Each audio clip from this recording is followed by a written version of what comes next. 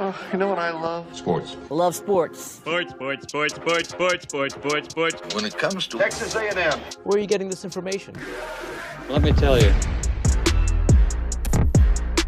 Welcome to TexAgs. It's here.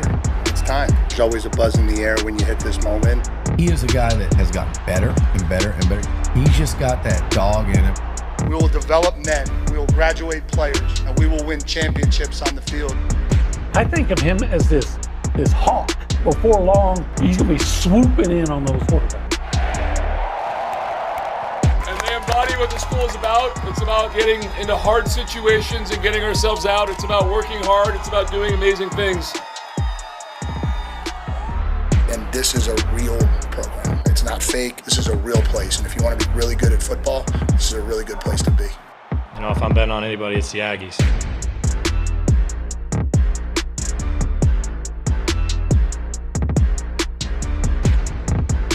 Welcome into TexAgs Live, presented by David Gardner's Jewelers.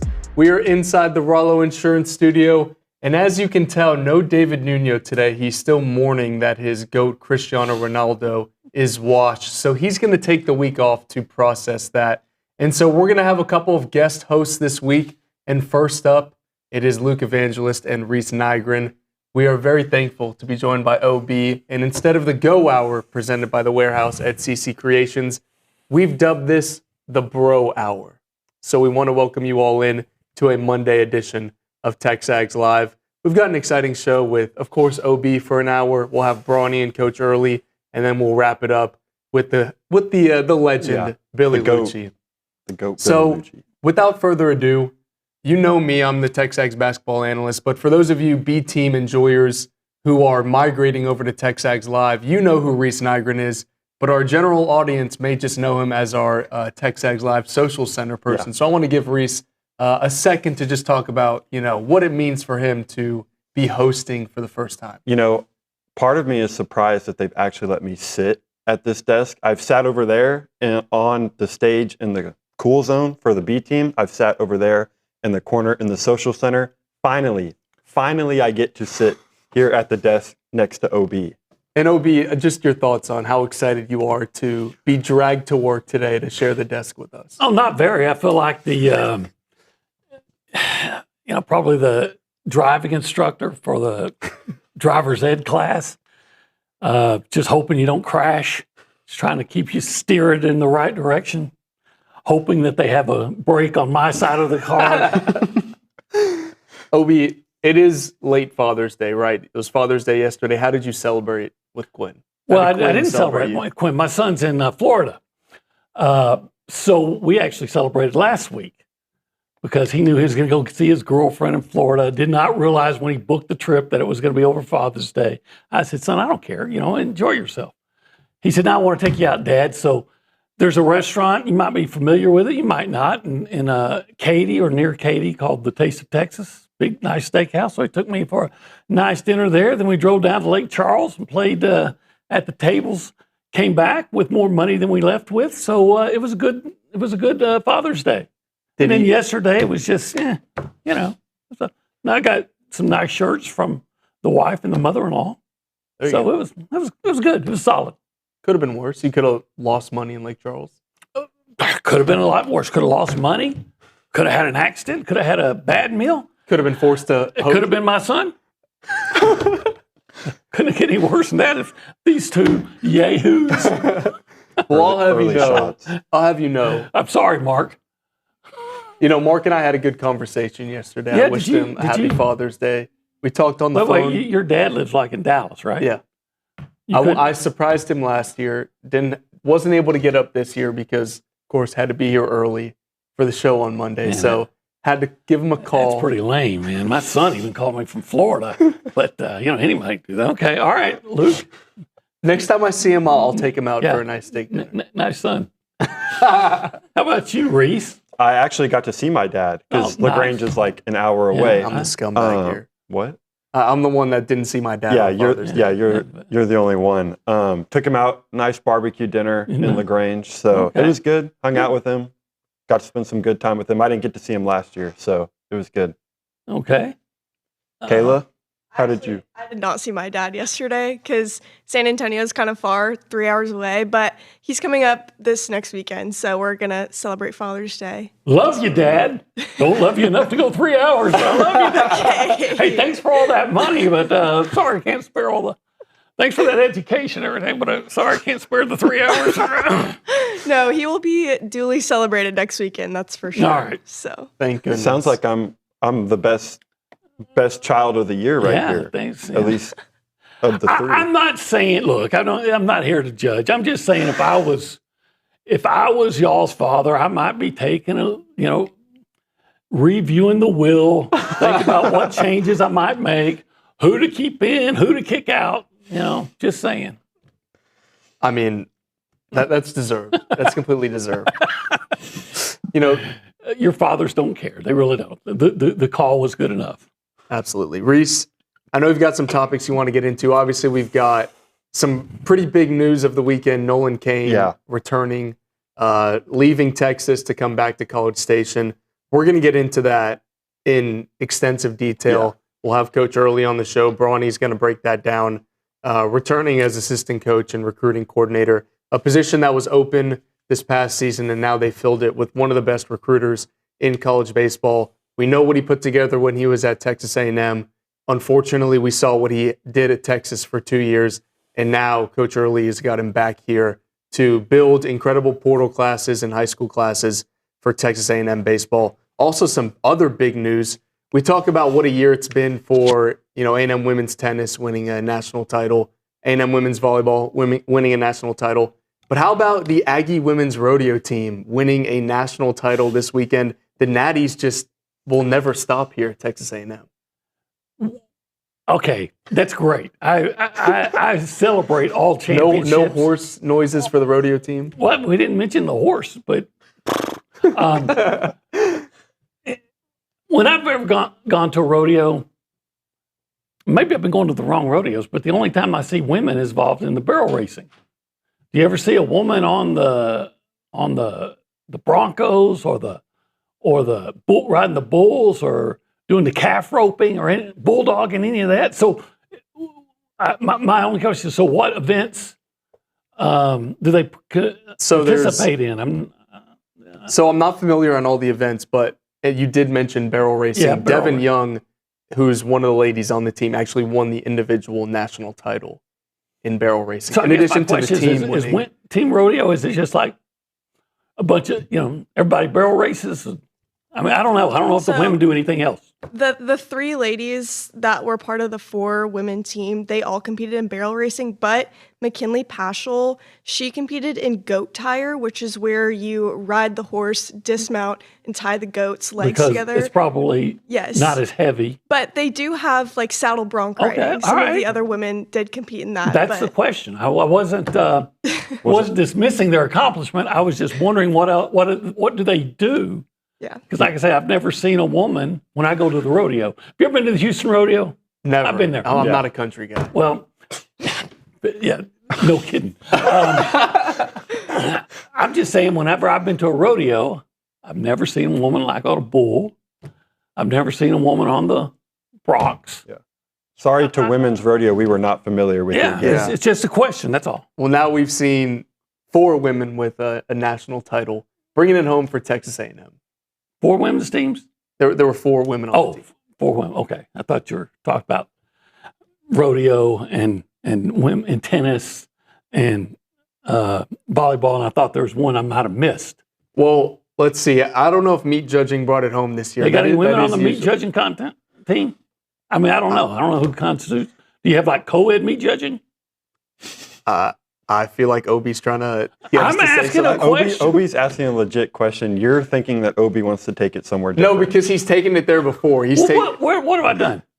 I mean, we don't need to Tell me relive one it, time. but I'm sure he's Luke, this is your fault, actually. Yeah. I'm sure he's made a meat judging joke before. I'm just saying. I'm trying to keep us on topic here. You want to talk about us not crashing the car? I feel like I need to do that anytime you're on air. What do they call the actual event of meat judging? Do they call it a meet? Like track? That's a good question. It's a meet? That is a good question. I think it's about time to go around the room and hear from the other people that are making this show happen. You've met Kayla Gaither over at the Angry Elephant News and Social Center. Who didn't go see her dad? She did not. I love my dad, Opie. Please. Let's go to another person who loves all his family members, even though they're in another state. We're going behind the glass to Cade Bickham directing the show today. Cade, what are your thoughts on Father's Day, the women winning the rodeo national title, and everything that OB's tried to derail us with today? Well, everything I think has been good so far, but something that you guys haven't mentioned yet actually is other than, the exciting news with Nolan Cain returning to Aggie land, is that Aggie baseball got two more transfers last Friday. Left-handed pitcher from South Carolina, Logan Prisco, and then a right-handed pitcher from Houston, Caleb Kimball. So just a couple more additions for Early and Co. on the mound. Kimball. Big get. What is... Bro, Kayla knows what I know the reference. Kayla caught the reference. I was at the office yeah. for way longer than I should have been last week, so I'm picking up on a lot of references that has been going on. Bronny came in one day when he thought Kimball was committing and didn't say anything, just walked up to Richard and went, Kimball, while Richard's mid work. So that was the reference. Okay. But that's usually how Bronny goes. Yeah. Yeah, there's a look at the Aggie baseball transfer portal class. We're going to have Bronny and the man who's put that together, Coach Earley, come in a little bit later in about an hour and break all of that down. I believe that is the first time Earley has been on since the season ended. Yeah, first time since the end of the season. Yeah. Last Friday, I was at my favorite breakfast place. And over about halfway across the room, I see Coach Earley and a couple other guys, I guess, on the coach set, and this massive young man. This had to be the biggest.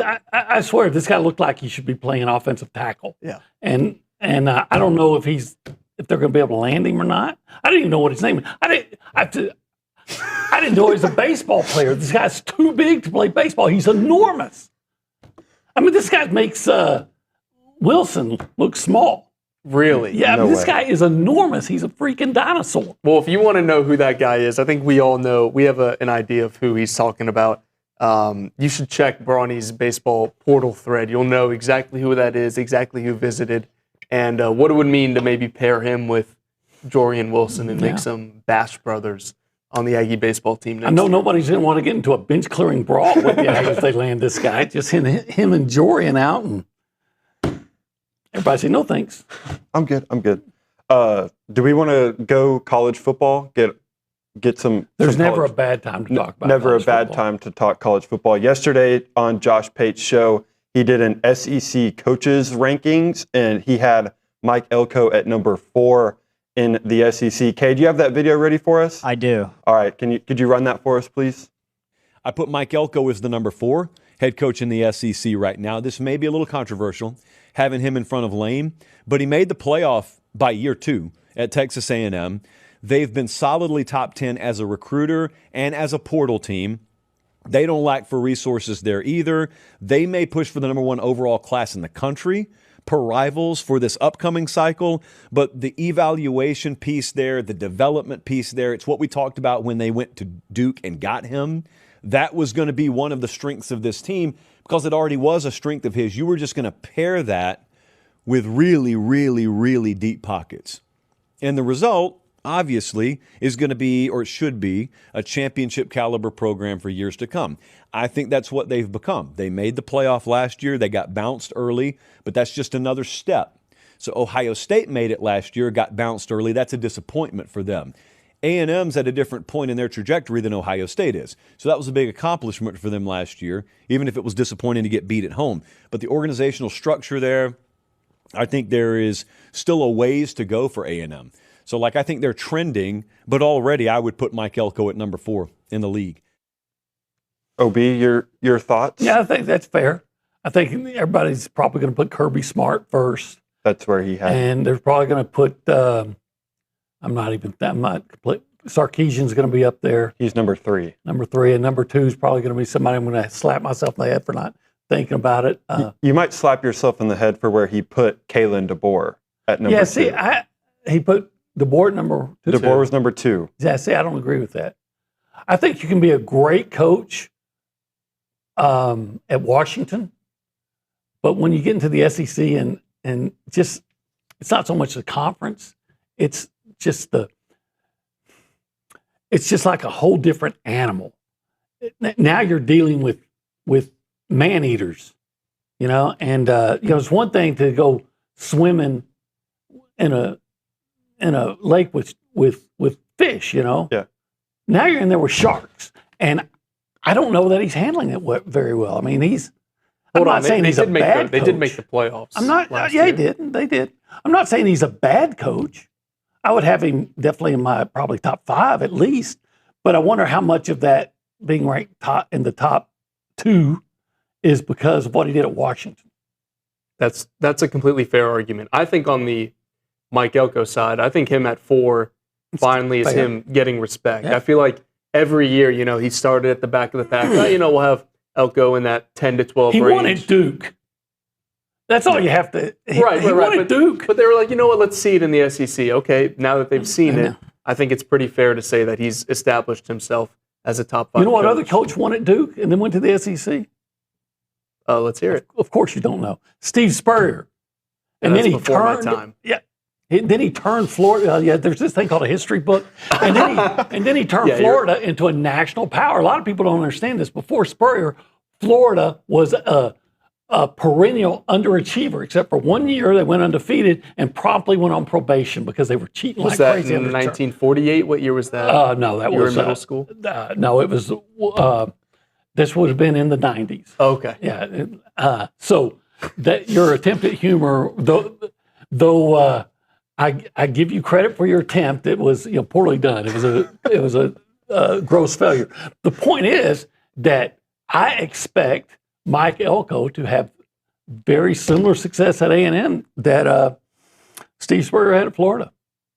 Yeah, I'm going to have to look up, see how long it took Spurrier to win a national championship at Florida. That's a good question. I think Luke's going to look that one up. He had Lane Kiffin at number 5 in his rankings, Clark Lee at 6, Eli Drinkowitz at 7, Brent Venables at 8, Josh Heupel at 9, and John Summerall at 10. Took him 6 years to win a natty at Florida. Yeah, 6 or 7. John Summerall at number 10. That's kind of crazy. So he's got 6 other coaches, 6 other coaches behind him. Yeah. What does that tell you about the state of coaching in the SEC? Pretty weak. I mean, I know he did a great job top-heavy. at Tulane. Yep. Yeah. But the previous guy did a great job at Louisiana Lafayette. Napier. Yeah. So, I might have to pump my brakes a little bit on that. But then I have to say, who else is out there? But who's behind him, A lot of guys, all of a sudden being 4th in that league may not be such an accomplishment. So when it comes to barbecue spots, where would you rank 1775? Number 1, 1775. Are you kidding me? Number 1 with a bullet. In fact, we ought to send the national champion meat judging team over there for lunch, and then they would say, let them judge that succulent brisket, those amazing pork ribs, that turkey, and the jalapeno cheese sausage. I wonder, can a meat judging team fairly judge queso mac and cheese? Because there's really no meat in it. But you know what? There is no judgment on that queso mac and cheese. It's spectacular. So get that meat judging team down there. Get them to judge that 1775. They'll come back and tell you the same thing we're always telling you. It's the best barbecue around. The greatest barbecue in the world is Texas barbecue, and they're the greatest of the great. It's the truth. It's the truth. That is 1775 BBQ. Olin Buchanan, it is what? It's good. Next.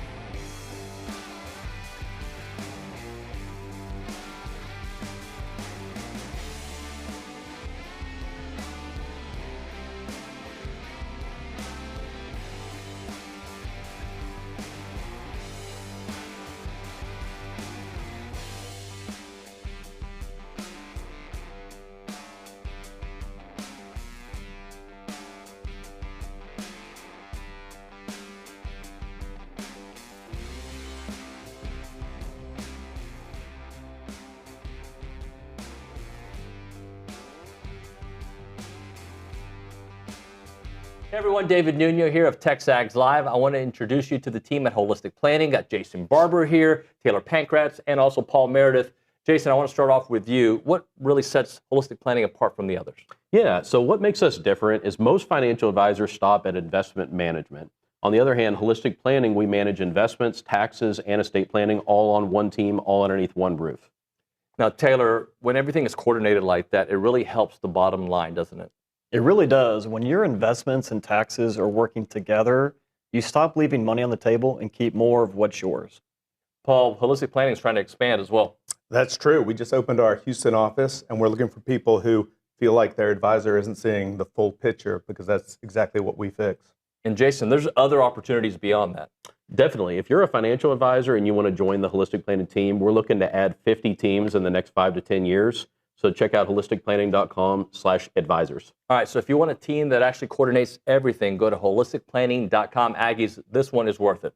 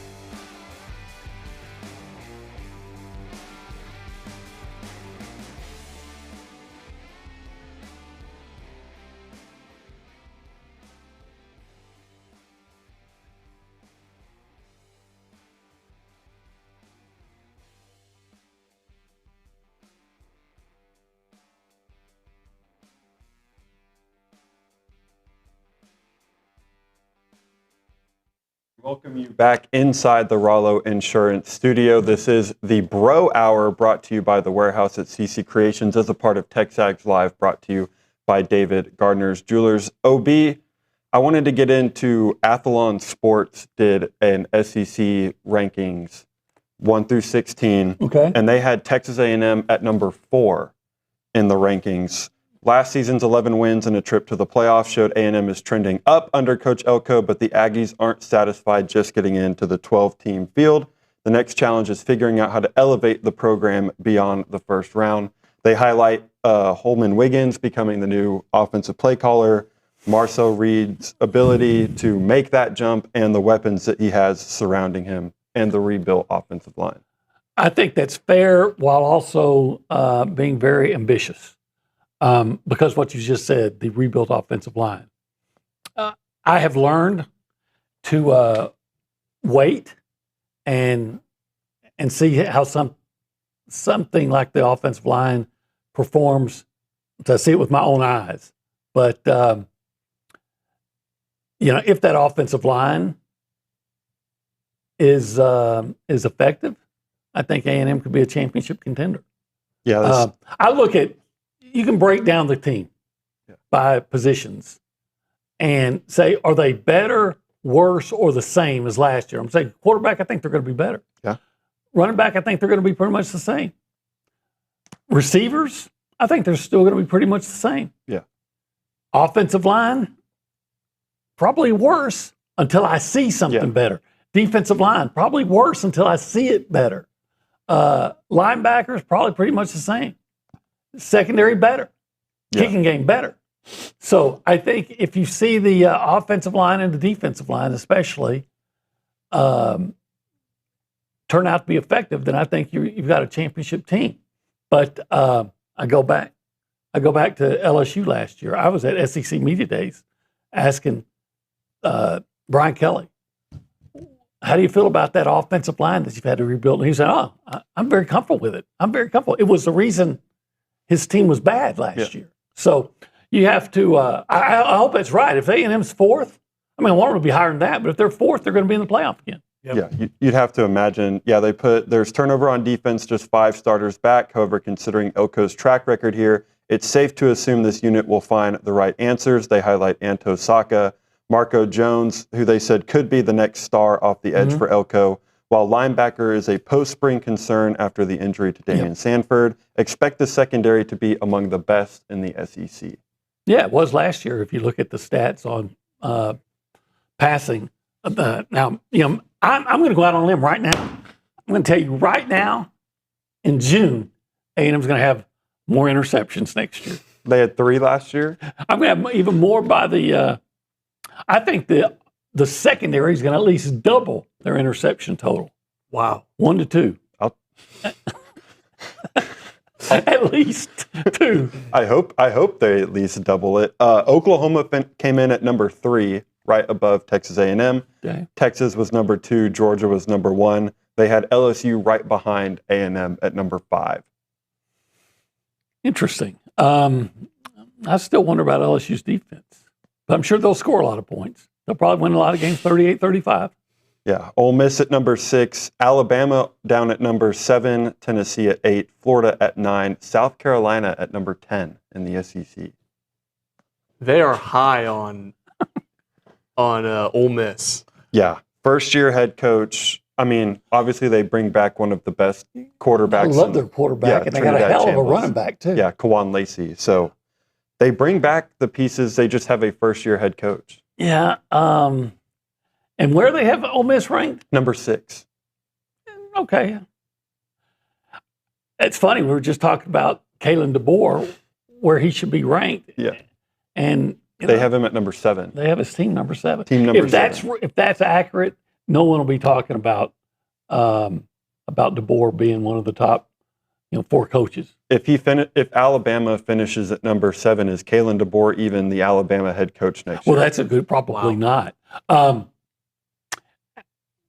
You have to be just highly incompetent, or an idiot, or just lazy not to be successful at Alabama.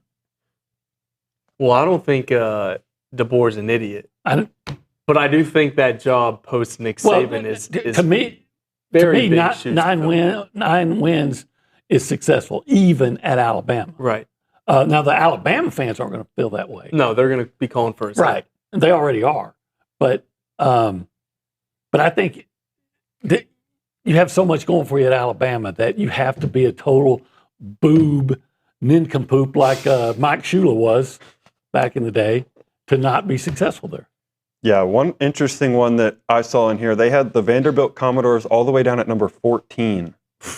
Yeah, I think they may be underselling Vandy. I think that's a good coach, and I get it. People get excited for what they see in practice. I got a friend who covers Vanderbilt. I trust his opinion. He's telling me that this five-star quarterback, I can't think of his name, Jared Curtis. that was at Georgia. He's telling me this guy, in practice, he looks like he's better than Poppy. Now, that may be true. I will tell you that back in the day when I covered the Wicked Witch of the West over there, you could go to practice, and in practice, you could say, oh, yeah, Chris Sims, much better than Major Applewhite. But then the game came. Mm-hmm. So, what you see in practice and what you see in the game can be entirely different. I want to ask you, OB, before we break, your first fall practice, you get out there, what is the first position group you're going over to watch? Well, I'd like to say offensive line, except we can't get close enough to really see what's going on, right? Or even hear. The first thing I want to see, probably receivers. I feel very confident about this. I think the receiver group is still going to be, if not the number one strength of the team, in the top 2 or 3, because I think Horton's going to really lessen that loss of KC. But I still got to see those guys, and I think you have to have a really dynamic group of receivers to challenge for a national championship now. Agreed. I agree. So with that, we will hit a break here on TexAgs Live, brought to you by David Gardner's Jewelers. More OB here on the other side.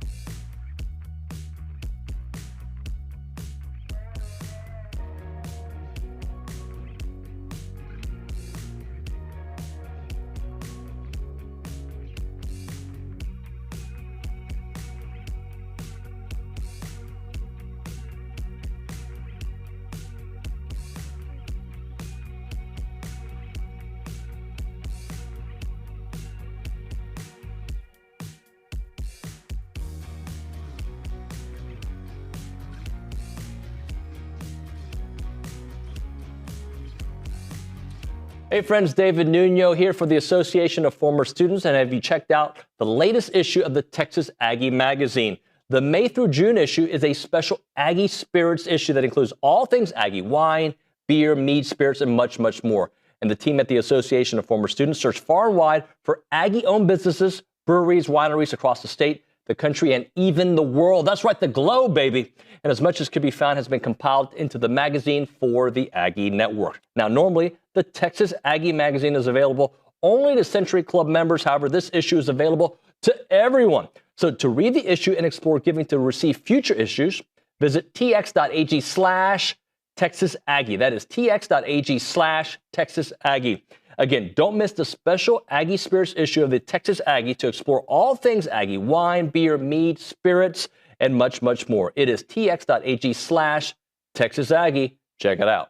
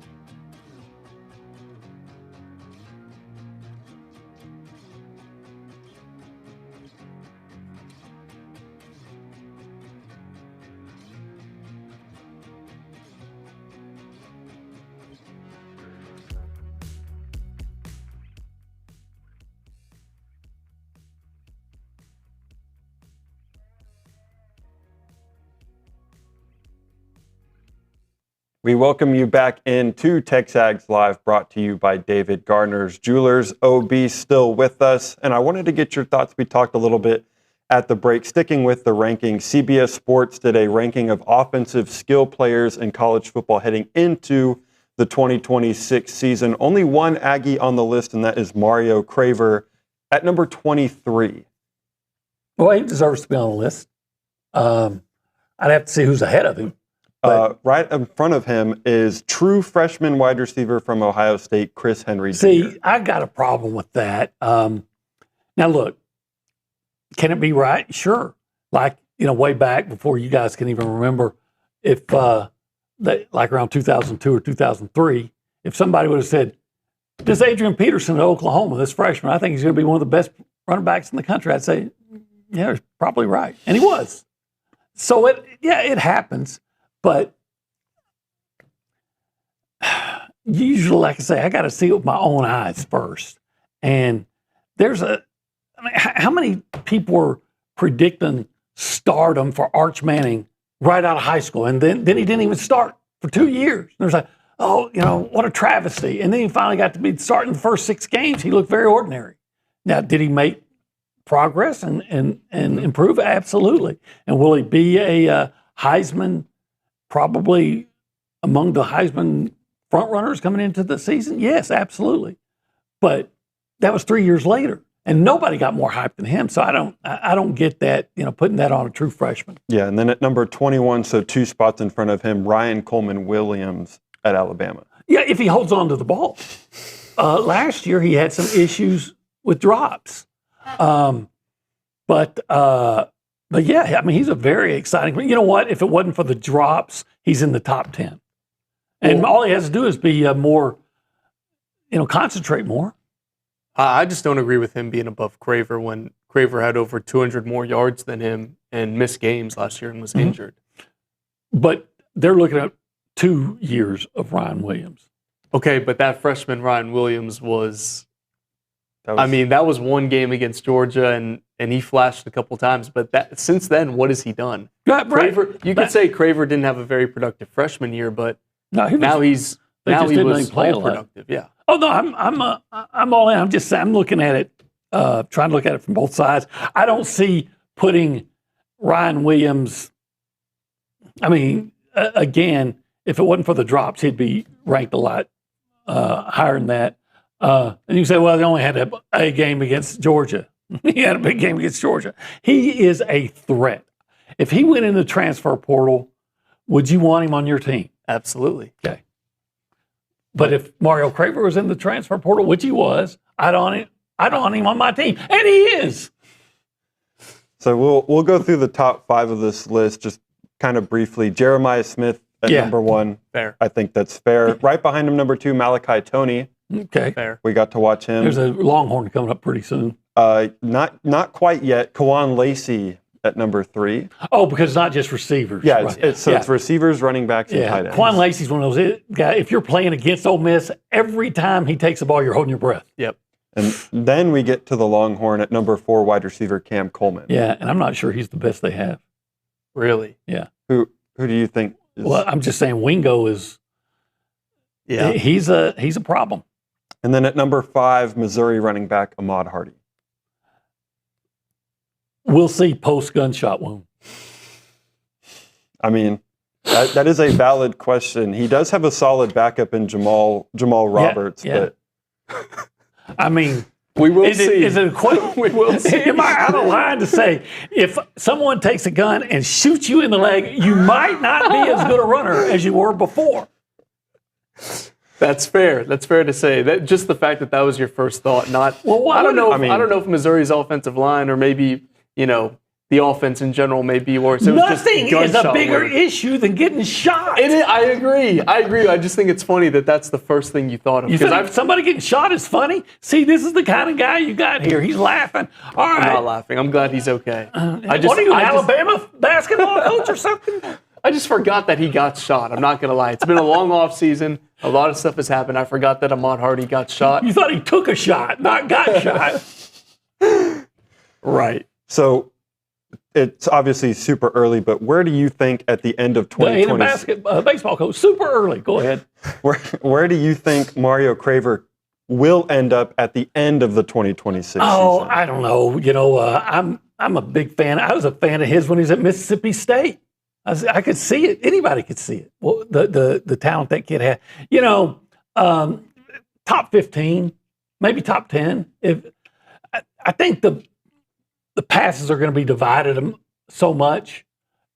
Horton's going to get his share. Yep. Bethel Roman, the way he finished last year, I think they got tight ends this year that can do more with it after they catch it. I think Craver is going to be a all-conference, maybe all-American type guy if he stays healthy. I mean, I'm a big fan. So he could be, if everything goes right, could be a top 10, but a lot of times they're going to focus on sheer numbers, and he's going to put up good numbers.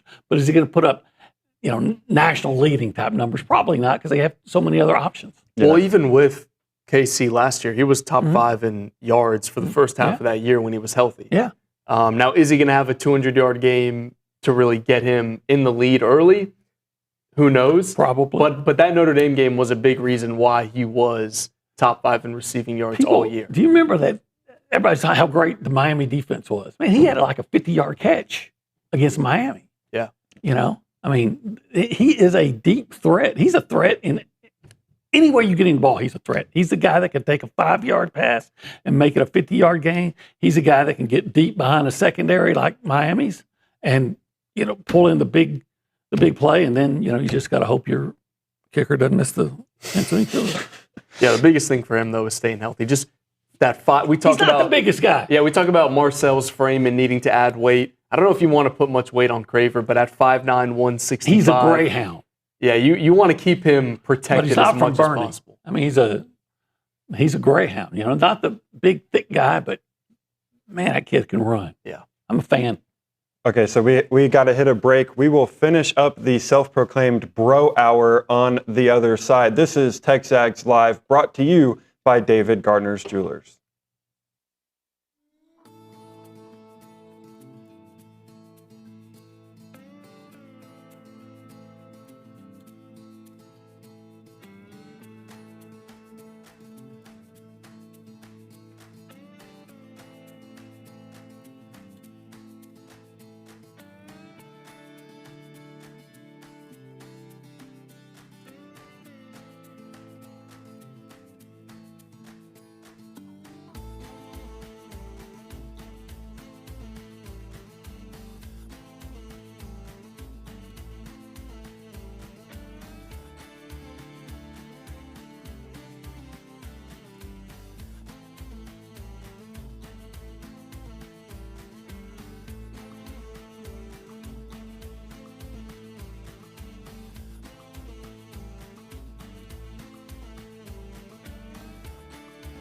Everyone, David Nuno of TexAgs Live, and I'm here with Brandon Moreau of Brazos Valley Floor and Design. They're a family-owned business, and Brandon used to work for the A&M football team, the Texans, you name it.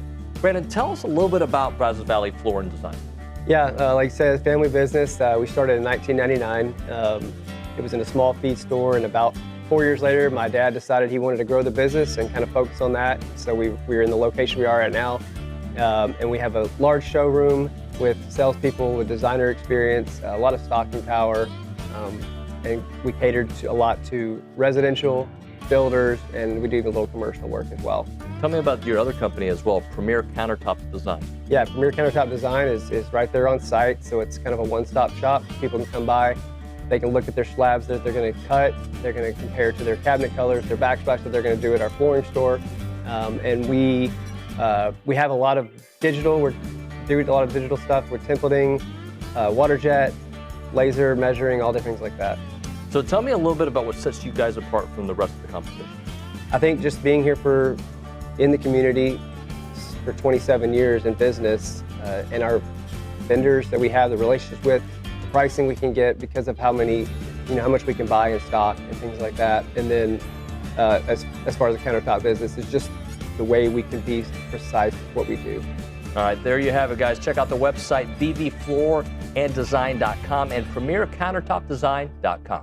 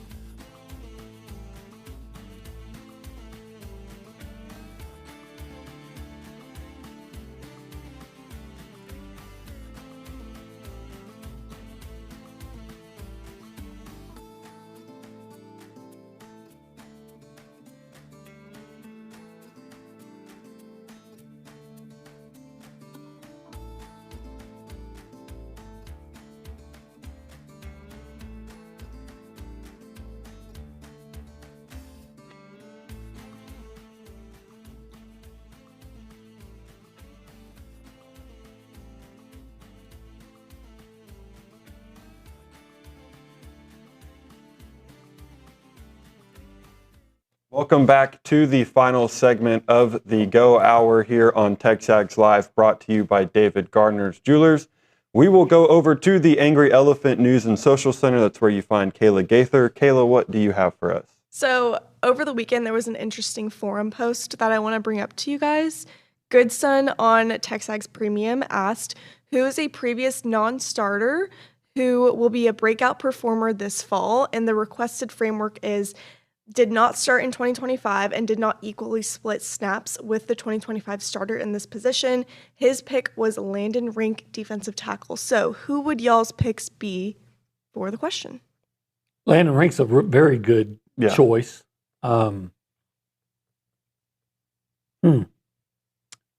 a good question.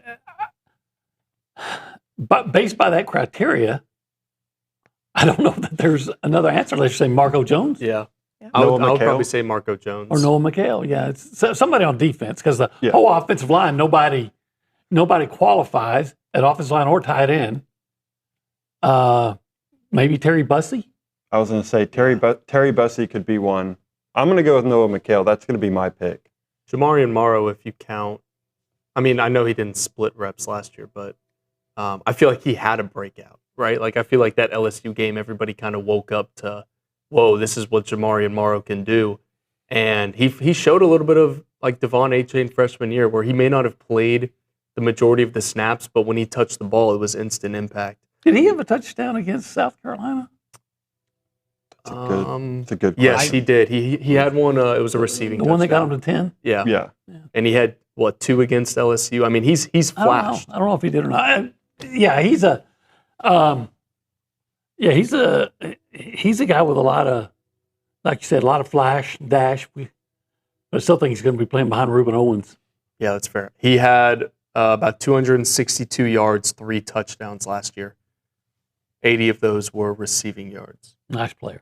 That was technically the RB3, even though Le'Veon Moss got injured. That's a pretty solid pick with Morrow. And it was Florida. I just thought it was Florida that he had. That Florida. He had the receiving touchdown. I knew there was one. I just couldn't. Besides the LSU. Yeah. Which let's face it, Luke could have scored that touchdown if he caught the ball.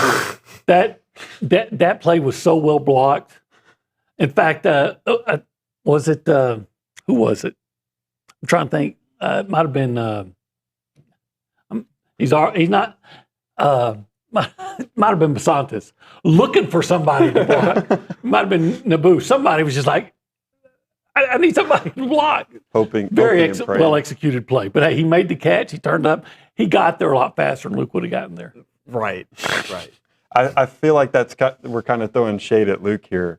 I could have scored that touchdown. I've been working on my sprints. I could have. You give me a 20-yard, give me the ball for 20 yards, and no one's going to touch me. I could get in the end zone. What's your 40 time, you think? Probably starts with a 5. Maybe 5-1. Okay. What's Jamarian Morrow's? You think 4? Oh, 4-4.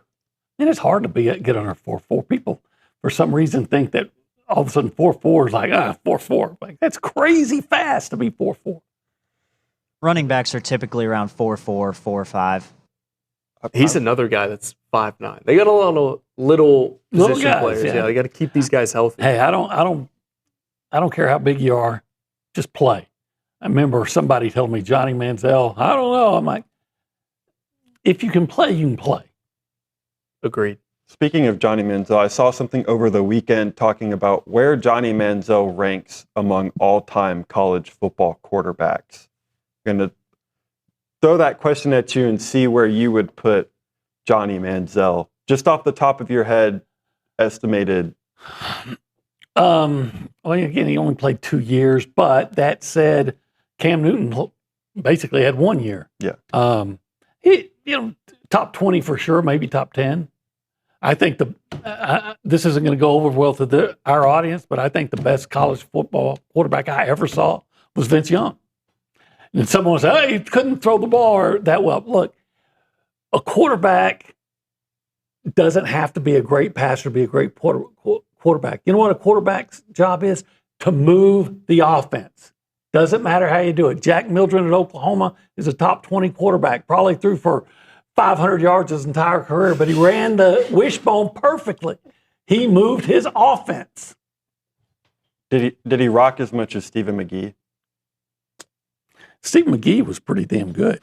Where's McGee at top 100? No, but I wouldn't have. I mean, all time, I wouldn't have said that on a Thursday because I don't want him to hear that. But he was damn good. He was saddled with a coach that made a huge mistake as a coach. I don't think that you should make a quarterback fit your system. You make your system fit the quarterback, which is what Mac Brown did in Vince Young's junior year. He changed his offense for Vince Young. Yeah. Hey, why would you make,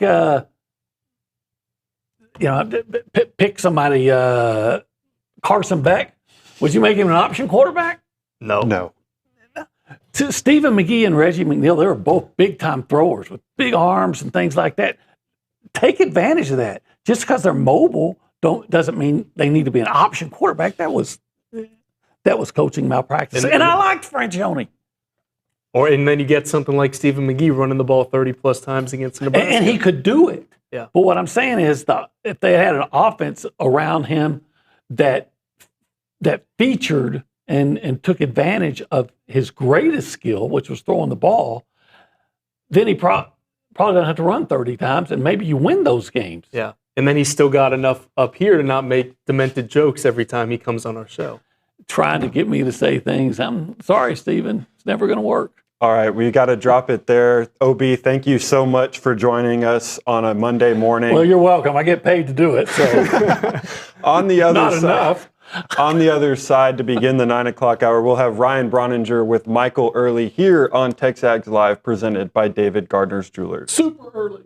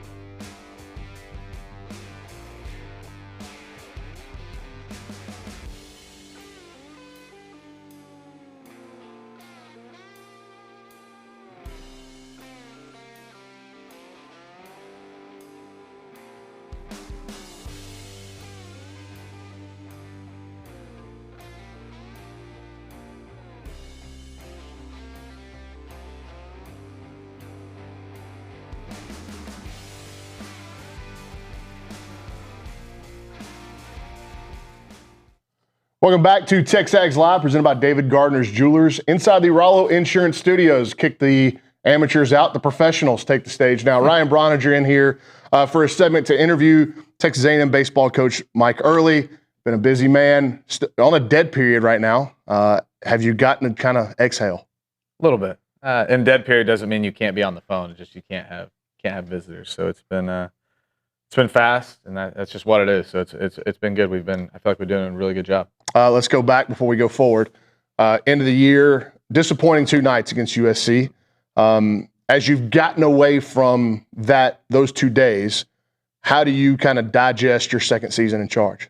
Yeah, I mean, it has been a while, and it feels like forever ago, especially when as soon as the season's over, you're working on next season. You don't have time to look back at it, but had some time. If you look back at it as a whole, obviously not how we wanted to end. I mean, regional championship at your place and you don't win. And you look around college baseball, it's a sport, right? You get in that format, and a format you haven't played all year, and you're asking guys to do stuff they haven't done all year, but that's just what it is. And we did not win, and that's not what we want to do. But if you look at the season as a whole, I thought we had a great year. I mean, as far as just the regular season, finishing third in the SEC, some of the seasons that individuals had, it was definitely what you got to do is you got to put together a roster and have a type of year where you're in the conversation for a team that can win the national championship.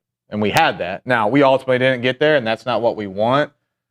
But we had that type of team, and you want to continue to reload and get to that, and that's what we're working on right now. But super proud of the guys, man. I mean, it was really tough group. I mean, they did an awesome job, man. It was really good. And how difficult is it for you to see? It's part of the coaching job, and you've done it in your career, but guys like Gavin and Sorrell that you've known for so long are going to be taking the next step. Yeah, I'm committed Gavin. I think a lot of people know him. He's 14 years old at Arizona State, and then, Sorrell committing here when he was kind of an unknown, and just kind of going through that process with him, the ups and downs, the relationships you build with him. It's tough to see him go, but ultimately it's a huge positive because when they committed, we're like, this is what we want. This is what we want your experience to be, and this is where you're going to get to. And ultimately in a couple weeks, they're both going to be first or second round picks, which is awesome. And we haven't gotten your take on a guy that you only coached for 1 year, but did help recruit in Braden Montgomery. Now in the show, man. Again, this is part of coaching. You've seen these guys come through your program as a hitting coach, and then they go on and they're playing in the big leagues. But Braden, that was so quick, man. Like you had him, and then 2 years later, he's hitting walk-off home runs in the show.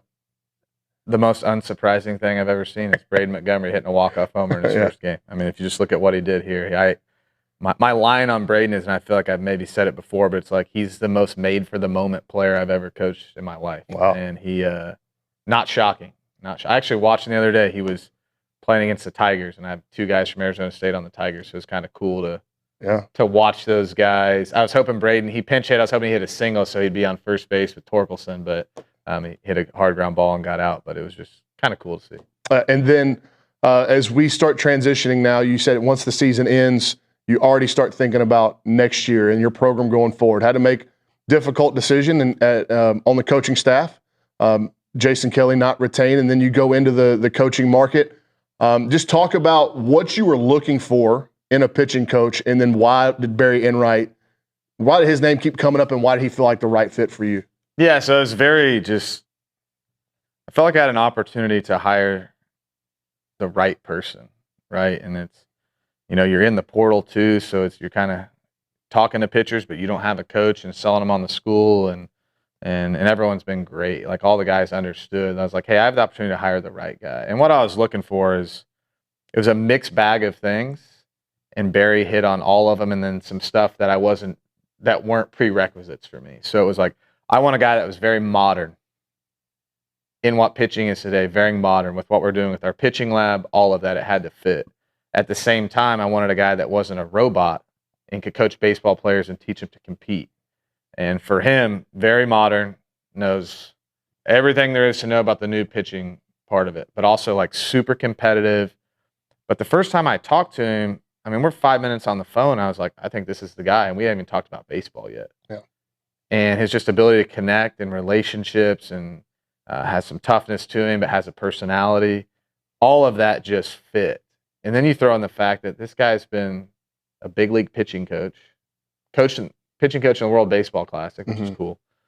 And then he played in the big leagues. And I've coached with guys, I've been around guys that didn't play in the big leagues or even play pro that were great coaches.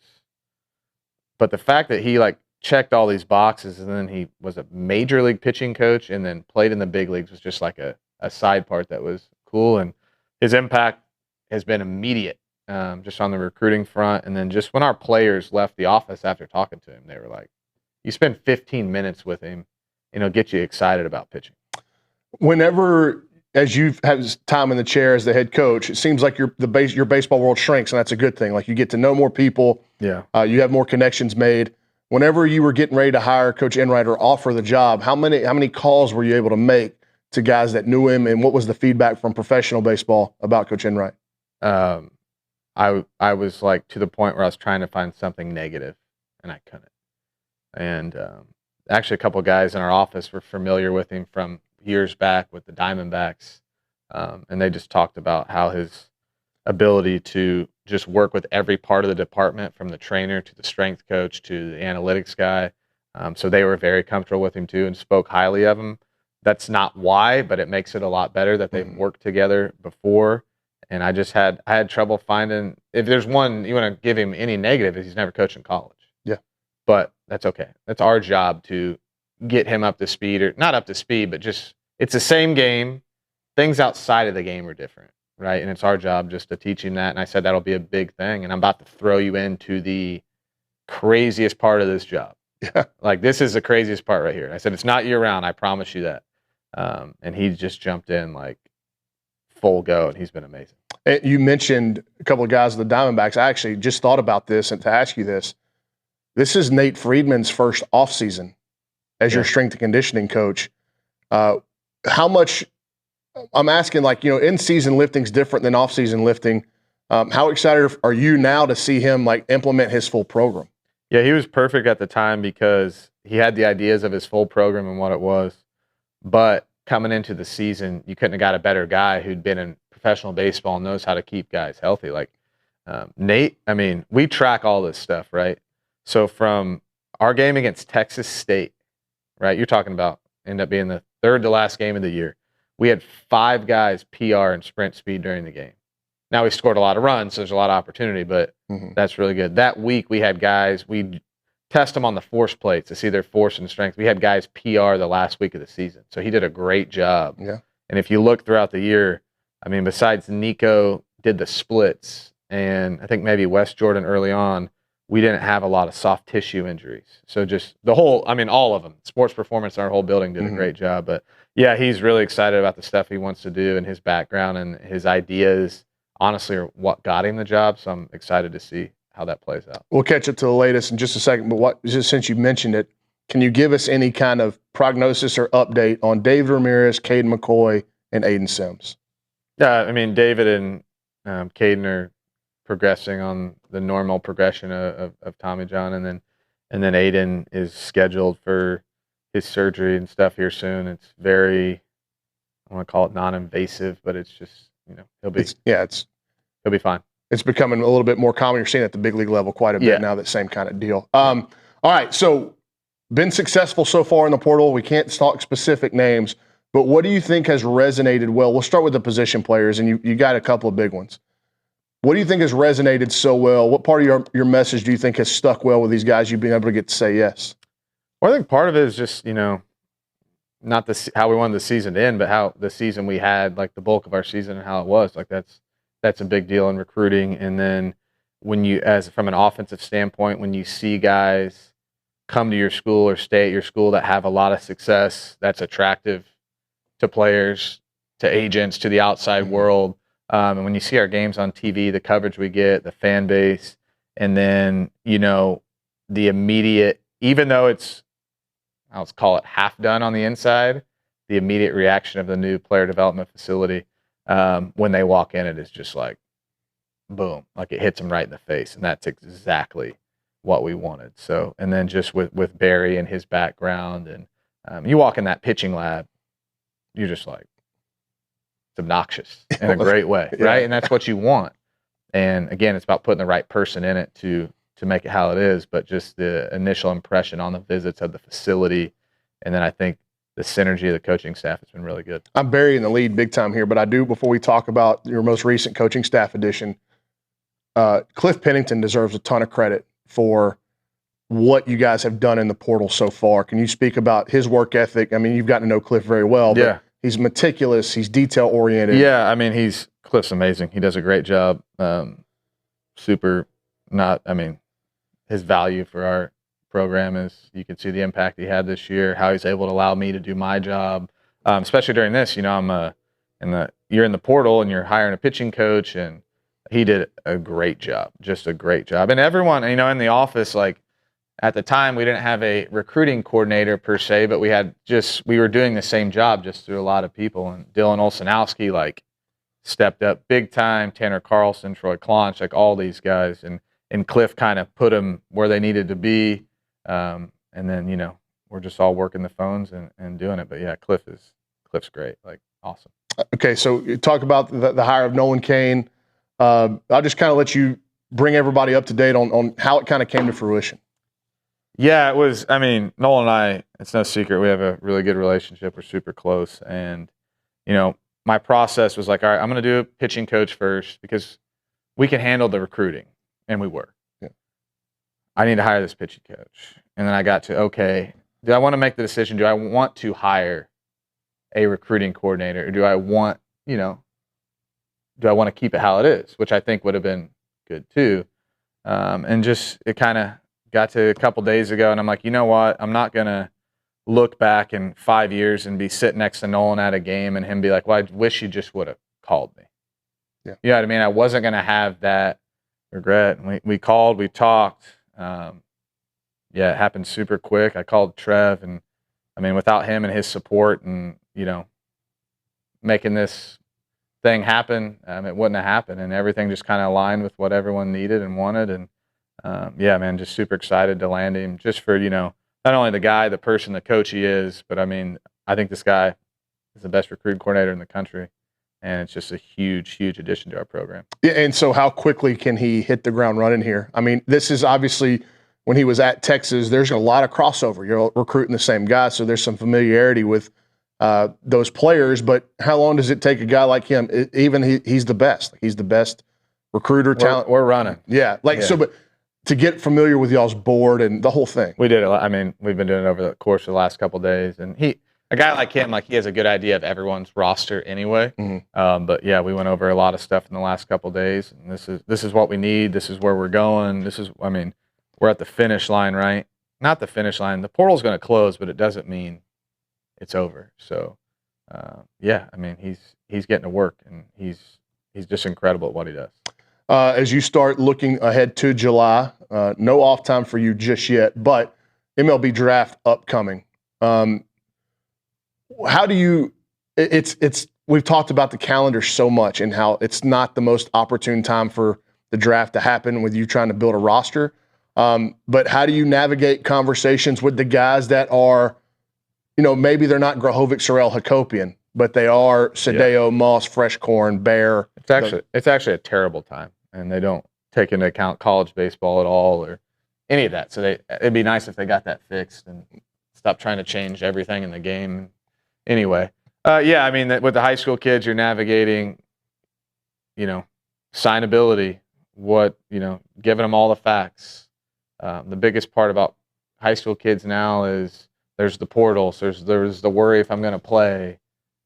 Professional baseball is a pretty big deal too. So it's about getting them the correct information, telling them what you think their role could be, their experience, where you could be, going off examples of Sorrell, Gavin, guys that turned down big money, LaViolette, that came to school and probably are going to triple it and leave a better amateur player than they are now. And then with the guys you have now, you're still kind of having those conversations of what are the options if you come back to school.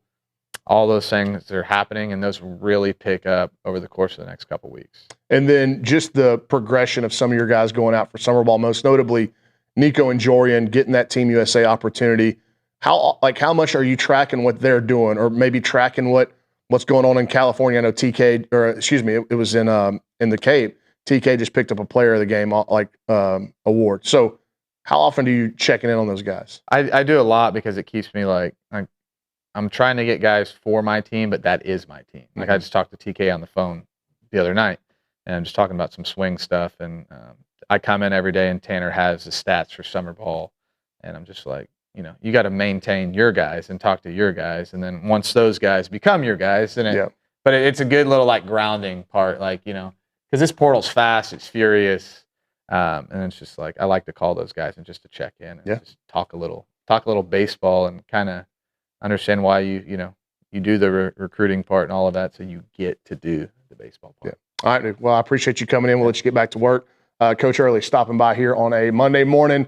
Give us about 15 minutes of his time. He's going to be on the phone. I'm sure it's been ringing while we were sitting here talking. All right, when we come back, Luke and Reese back at the desk. I'll join them to continue the conversation about Aggie baseball here on TexAgs Live, presented by David Gardner's Jewelers.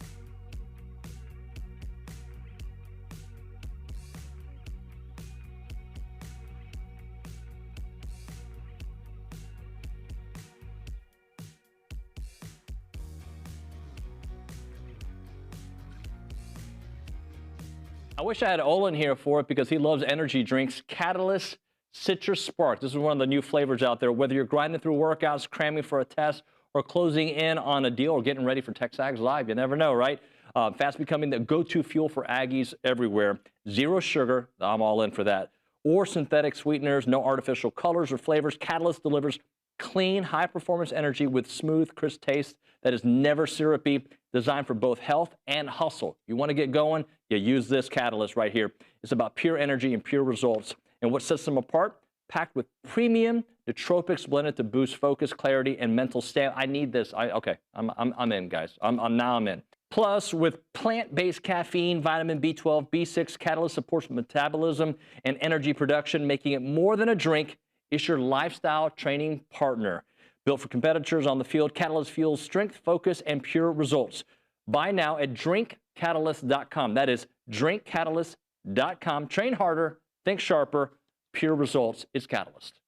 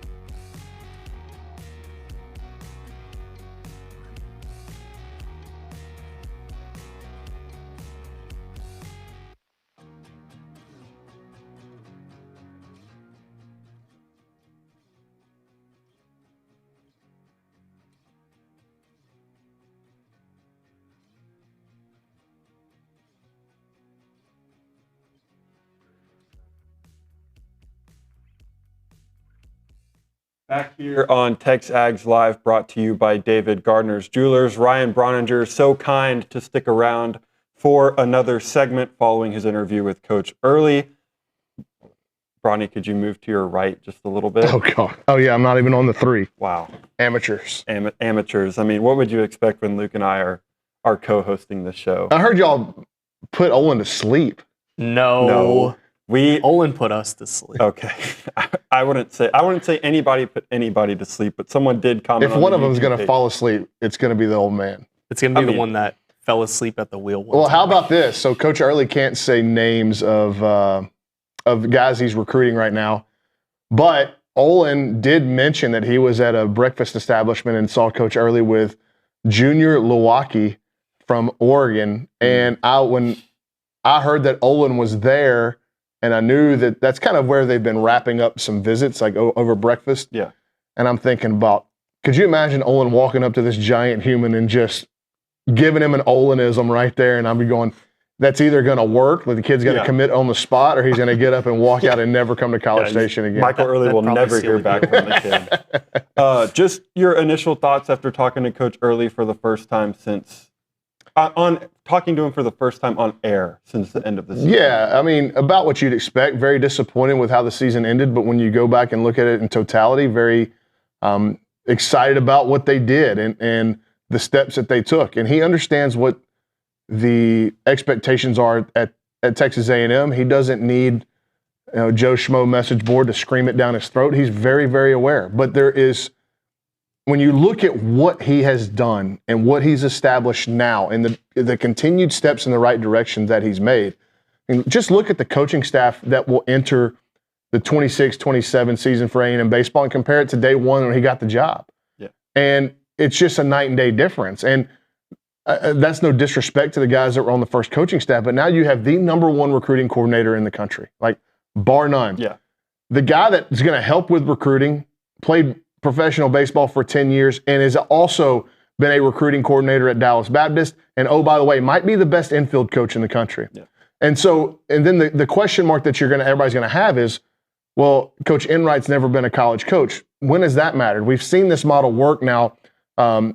There were 2 pitching coaches in Omaha that had never been in college baseball prior to being hired at their current schools. One of them's at Texas, we know. The other one's at Ole Miss. And Ole Miss went to Omaha on the back of their pitching. Same deal with Texas. And so you're looking at a trend that was started a few years ago and that a lot of people are going to. And I'll be excited to get Coach Enright in studio when we can. Everybody will understand that these assistant coaches are extremely busy. Coach Early has been running himself ragged. I've been able to talk to him a couple of times throughout the course of the transfer portal, and he's going through and searching for coaches. And it's like, I mean, the guy is running from sun up till sundown and well beyond. So these guys will push through the end of the month of June and try to wrap up a portal class probably in early July. They'll get themselves some vacation, some downtime before the MLB draft, but every day we are inching closer and closer to finding out what the roster will look like going into the fall. And that's, to me, that's exciting because you have so much leaving and there's going to be so much turnover and new names. So I'm excited to see how they continue to build this. Yeah, and you're talking about building a roster. Obviously, 5 pitchers already committed. I'm sure there's going to be more. We'll start off with Kimball from Houston. Just kind of your thoughts on him and kind of what role he might play. Yeah, it's so if you look at what they've gotten out of the portal, there's a common trend amongst the pitchers, and Caleb Kimball very much fits that. It is they are going to index on stuff and arm talent. Caleb Kimball didn't get a ton of opportunities last year at U of H, but when he did, he was really impressive. And you look at statistically, what are the common factors amongst all the guys that A&M's committed out of the portal? Go look at Ks per 9 and whiff rate. That's where they're indexing. And what did this A&M staff have problems with last year? Finishing hitters, swing and miss. It was very inconsistent. So you're going to see the overall profile of the pitching staff improve. Caleb Kimball does that. It's a big arm, man. He's raw. He's kind of new to pitching. He's been a two-way player for a lot of his career. He's from Houston, went to a private school in Houston, but he's just a little bit raw on the mound. And so Barry Enright gets his hands on him and gets to develop him. I mean, there's a 95 to 97 mile an hour arm with big stuff. Don't forget, this guy came in the midweek for U of H. at Bluebell Park and struck out Grohovic, Sorrell, and Hakopian back to back to back. That will catch a lot of people's attention. That's a pretty good thing to have on your resume. And then Logan Prisco from South Carolina, just kind of same. Yeah, and Prisco's interesting because Prisco, I think, fits more of a starter's build. And with questions about the weekend rotation, because you've got guys leaving and you have Aiden Sims coming off of an injury, who's going to fill those roles where they had to go out and try to get a guy that could potentially start on the weekend. And this guy has that type of profile, that type of durability, and that kind of stuff. And he was a guy that, excuse me, I think when Barry Enright came in and looked at what he had, he said, I need another guy that can start games potentially on the weekend from the left-handed side, because it was a little right-handed, and their portal additions had been a little bit right-handed. So they had to go get a lefty, and they were very excited. The staff was very excited to get Prisco in the boat because he coming out of South Carolina, he had a lot of heavy interest across the country, and I think he saw a really good opportunity here at A&M. When you look at what they have coming back from a pitching standpoint, what more holes are there to plug? You think looking maybe one more weekend starter? Well, I think you're going to go try to get the best pitchers available. And you've got a kid coming in this week from Mississippi State, Dane Burns, who pitched a lot for Mississippi State last year. They're in on a couple more names that I'm kind of withholding right now. Mm-hmm. And you'll probably see them added to the visitor list as well. But yeah, I think a couple more pitchers. Whenever you look at total transfer portal additions, how many they're at 7 right now?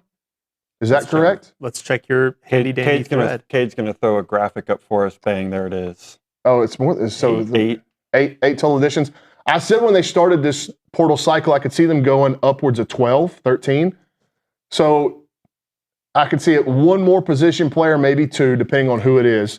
And then the rest will probably be arms. And when you look at what they've got coming back, there's still reason to be bullish on these guys that are returning. Like, especially if you're a believer in Barry Enright. Like, how close did Gavin Lyons? We saw Gavin Lyons be great at times this past year. Yeah. We saw flashes from Hunter Vincent of like weekend SEC starter. We saw late flashes from Cooper Powell. And then you just listen to the guys that have seen David Ramirez throw, and they are extremely excited to get him back and healthy. And we know what impact Caden McCoy can have. So you look at what they've added out of the transfer portal, and I think the Wade Cooper addition is enormous, like massively, because he can start games. He started games at Texas State. But if you are going to lose Clayton Freshcorn, which that's not a guarantee just yet, but if you're going to lose Clayton Freshcorn and what he meant to you on the back end of games, to replace him with a guy with the caliber of stuff as Wade Cooper is extremely important. And if you had any questions about Wade Cooper and his ability and what's leaving his hand from the pitcher's mound, go watch his outing in the regional against USC. A USC lineup that was red hot. The hottest lineup in the country for that about week 10 days. And he had them swinging at pitches that were bouncing at 56, 57 feet. It was a really eye-opening outing. Plus, he was, you saw him pitching against A&M in San Marcos, and he was exceptional there too. Yeah. So you talked about a few more position players that they're still looking at adding. What positions are they targeting, if any specific ones? Well, the big name that they're after right now is Liucci out of Oregon. And you ask what position he plays, right-handed batter's box. I don't know if you've seen that dude. He is enormous. Big dude. But you could see them go for an outfielder. There is an outfielder that I've mentioned on the portal thread, and I don't want to give away too many secrets, but on the portal thread, there's an outfielder that I think that they could get on campus for a visit. There's some question marks about him with draft because he can be drafted. But I could see them going after another outfielder and then maybe a best available. This incoming freshman class doesn't need to be slept on. And one thing that you've seen, especially with the hitters since Michael Earley's been here, is young guys, starting with Jace. Every year since Jace, there's been young guys come in and make a big difference as true freshmen. And you had 3 of them this year, right? I would bet on a couple of them coming in and being immediate, like, oh, this kid's way better than we thought he was. CJ Sampson comes to mind out of Tom Ball, just extremely advanced player that's from what I understand, is wants to come to school. And then you look at guys like, at the top of the class, Trey Ebel, Connor Como, Ryan Harwood. Ryan Harwood looks like a Gavin Grahovic clone physically. Wow. So if they get some of these guys to campus, they're going to have a chance to make immediate impacts as well. And then last thing before we get you out of here, going just college baseball as a whole. Who do you have tonight and why? I picked Carolina before the series started, and I think Glauber can come back, but you look at like McDuffie out of their bullpen has been great. I just was going into the series, I was just betting there's no way Oklahoma can continue to play at this level. Right. Like, you look at what they've done since the end of May, really the middle of May till now. It's like after they got bounced from the SEC tournament, they have been like the best team in the country, not even close. Their numbers are outrageous. But the fact that North Carolina won the game that Xander Mercurius started, as good as Mercurius had been, that's big. And so I picked North Carolina before the series, and I'll stick with the Tar Heels. All right, Brownie, thank you so much for joining guys. us. Keep it rolling. On the other side, we'll have an open segment or two before we welcome in Billy Liucci to the program here on TexAgs Live, brought to you by David Gardner's Jewelers.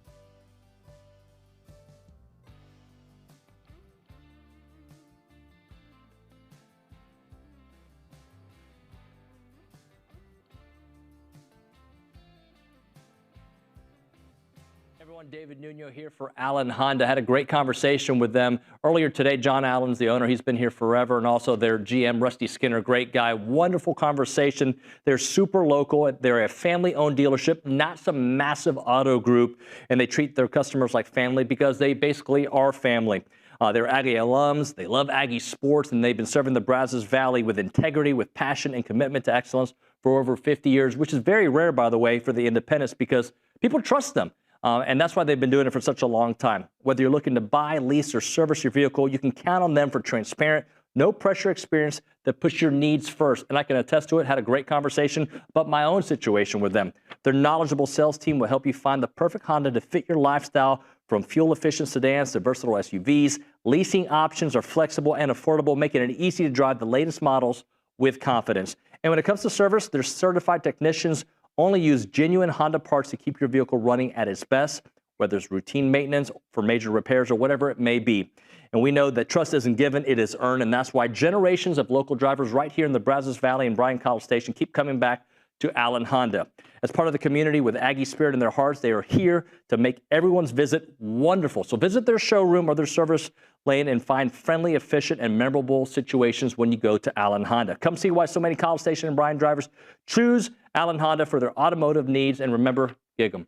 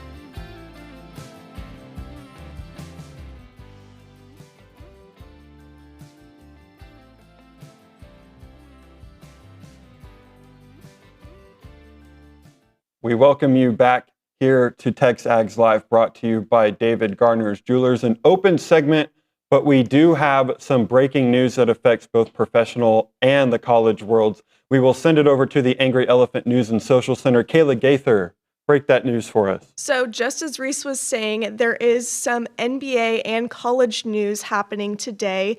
Michigan coach Dusty May is finalizing a deal to take the Dallas Mavericks head coaching job from Adam Schefter, Pete Thamel, and Shams. May led Michigan basketball to the national title in April, and the allure of coaching Cooper Flagg as a linchpin piece helped draw him in. So I turn it over to basketball analyst Luke Evangelist and Reese to debrief this crazy breaking news situation we got going on. I mean, when I first saw it, I thought like Shams got hacked. Like I couldn't believe it. As a college basketball junkie who grew up a Michigan basketball fan, who's a Dallas Mavericks fan, I have a lot of conflicting thoughts at the moment. I don't know what to feel, but it's just, I think my first thought is like, who is leaving a team that just won a natty when you return a top 5 roster in college basketball, when summer workouts and practices have already been going on for multiple weeks? He must have really wanted to coach in the NBA to leave and give all that up. But I just cannot like fathom if being a Michigan player that was recruited there, now like I don't even know who my head coach is going to be. I think Michigan knew this was coming for a minute. It sounded like it was between John Shire and Dusty May.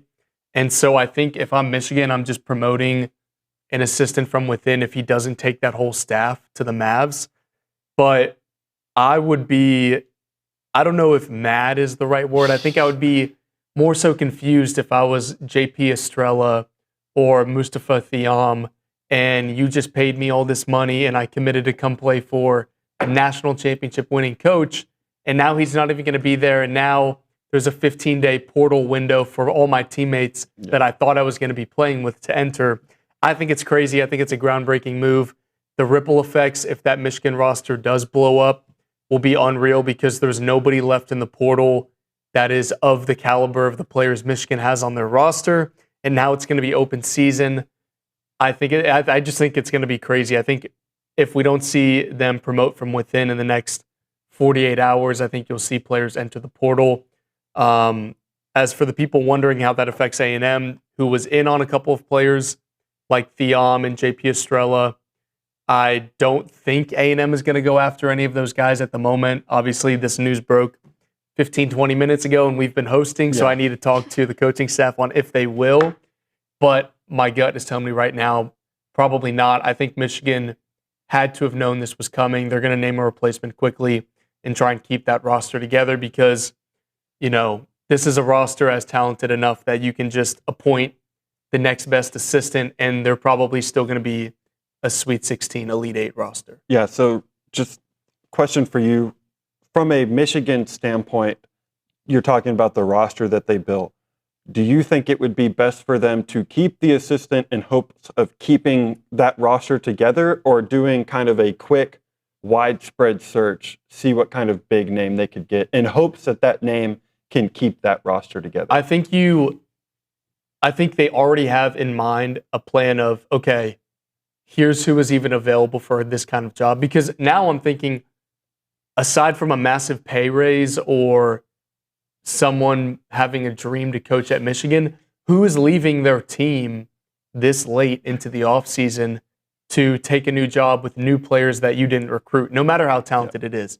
So you probably take a gauge into who else is out there, but they have to have in mind an immediate replacement or a promotion from within, at least what I think. You just cannot have a move like that go down and not have an immediate answer.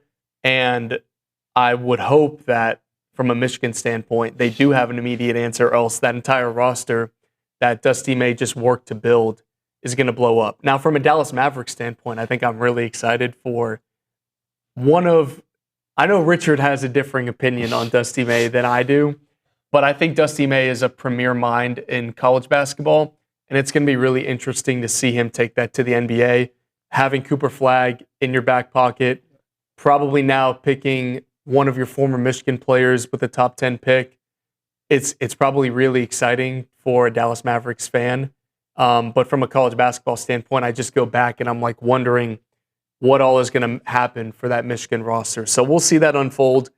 I'm sure Michigan will have, multiple names calling for that job. Yeah. And if there's a coach out there that wants to take that job and leave the roster they recruited and spent all that money on, so be it. But I think if I'm a Michigan decision maker, I probably have an immediate action to just promote an assistant. Just real quick from the NBA perspective, do you think if it wasn't the Dallas Mavericks job with Cooper Flagg, that Dusty May would have left what he built at Michigan to come to the NBA? I mean, if it was like the Pelicans job came open, or if it was the Bulls, probably not. Okay. But I think Dallas is I know I'm still PTSD and trauma. I still have all that from trading Luka, but I still feel like Dallas is a pick and a trade or two away. Now that you've got Nico completely out of the picture, I actually trust the leadership and the hands of that organization. I think Dusty views that job as, let me get Yaxel at 9, and within a year, you're probably a contender once again. I think he views that job as like immediate success. I mean, look at what he did at Michigan. They go Sweet 16 and then they win the Natty the next year. He went to the Final Four with Florida Atlantic. Like, this is a premier roster builder, and you give him the tools of an NBA franchise with a generational, I know we throw that around a lot, but like a player with the potential to be a top 10 player in the league. I think he was probably salivating to take that job. And that's why John Shire was taking a peek at that job too. Like, these are two coaches that just made a Final Four that had incredible rosters looking to take that job. I think without Cooper Flagg, and if it wasn't the pieces the Mavs already have established, you'd probably not have as much people clamoring for that job if it was like the Suns, right? It's just, it's a different level. They got Devin Booker. And that's it. And Jalen Green. And then back to the college basketball perspective, do you think this is going to become a more common theme in college basketball, seeing coaches, even at their high, like, you can't get any higher than winning a national championship? Do you think that these college coaches in the day and age of NIL and transfer portal and all that will take the NBA jobs, be more open to the NBA jobs than they were in the past? Yeah, I think for college coaches that aren't fully bought into wanting to do the NIL, the negotiation, the recruiting, and then having to re-recruit your own roster just to stay after a year. Oh, and then you got to do that again, and there's literally no off-season the moment your season ends because it's immediate portal. I think that's why you saw so many legendary coaches hang it up right when the NIL and portal started to get rolling. And if I'm a top NBA coach or a top college coach that has aspirations to get to the NBA where I don't have to deal with NIL and immediate roster construction because I've got a GM that'll take care of that for me, and the players are more established and it's not all about me. Players are actually trying to win championships, and there's less of a sense of let me get a bag, and then there is no NBA equivalent because guys are signing 3 and 4 year deals of let me test free agency every single year, and there's less stability in college than there is in the NBA. I think that's what you will see of the NBA looking, hey, let's get college coaches that aren't fully bought into wanting to do that year after year after year. And I think Dusty May even mentioned that he didn't even have time. He literally had 30 minutes to celebrate his national title because the portal had already opened by the time the Natty ended. And it's immediately calling recruits, calling guys because you don't want to fall behind. And then you got to re-recruit your own roster. It's just a mess, the timing right now. And I wouldn't blame him or any other college coach for finding a way out. And instead of going down to the high school level, the only way is up and taking NBA jobs. I think you'll see that more often in the future. We will drop it right there. We will hit a break, come back with a short segment on the other side before we welcome TexAgs co-owner and executive editor Billy Liucci in the 10 o'clock hour here on TexAgs Live, brought to you by David Garner's Jewelers.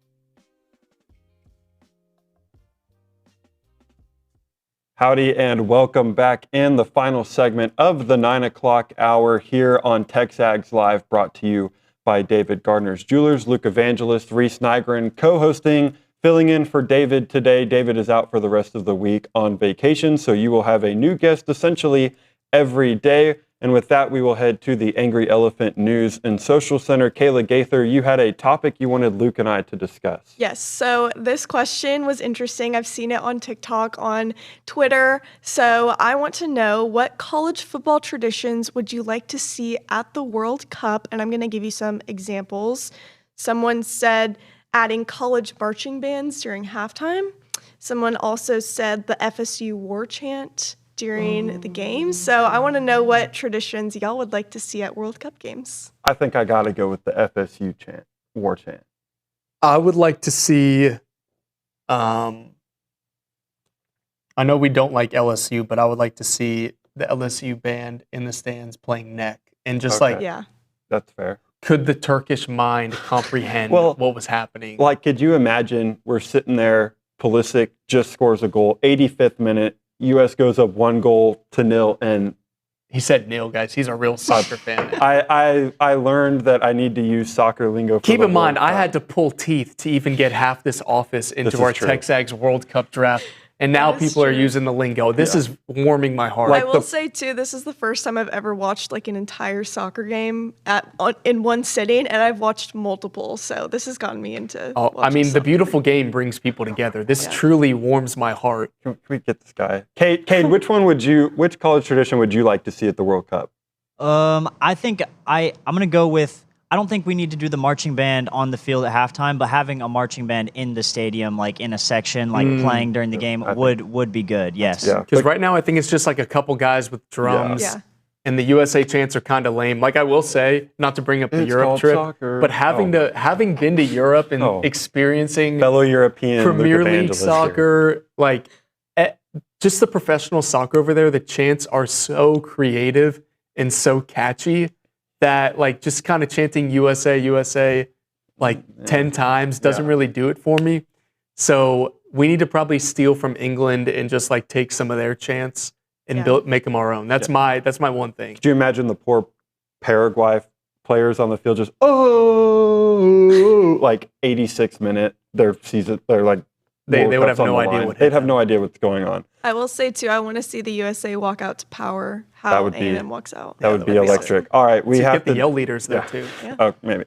We have to drop it there here that'll do it for the 9 o'clock hour. 10 o'clock hour upcoming with Billy Liucci on the other side here on TexAgs Live, brought to you by David Gardner's Jewelers.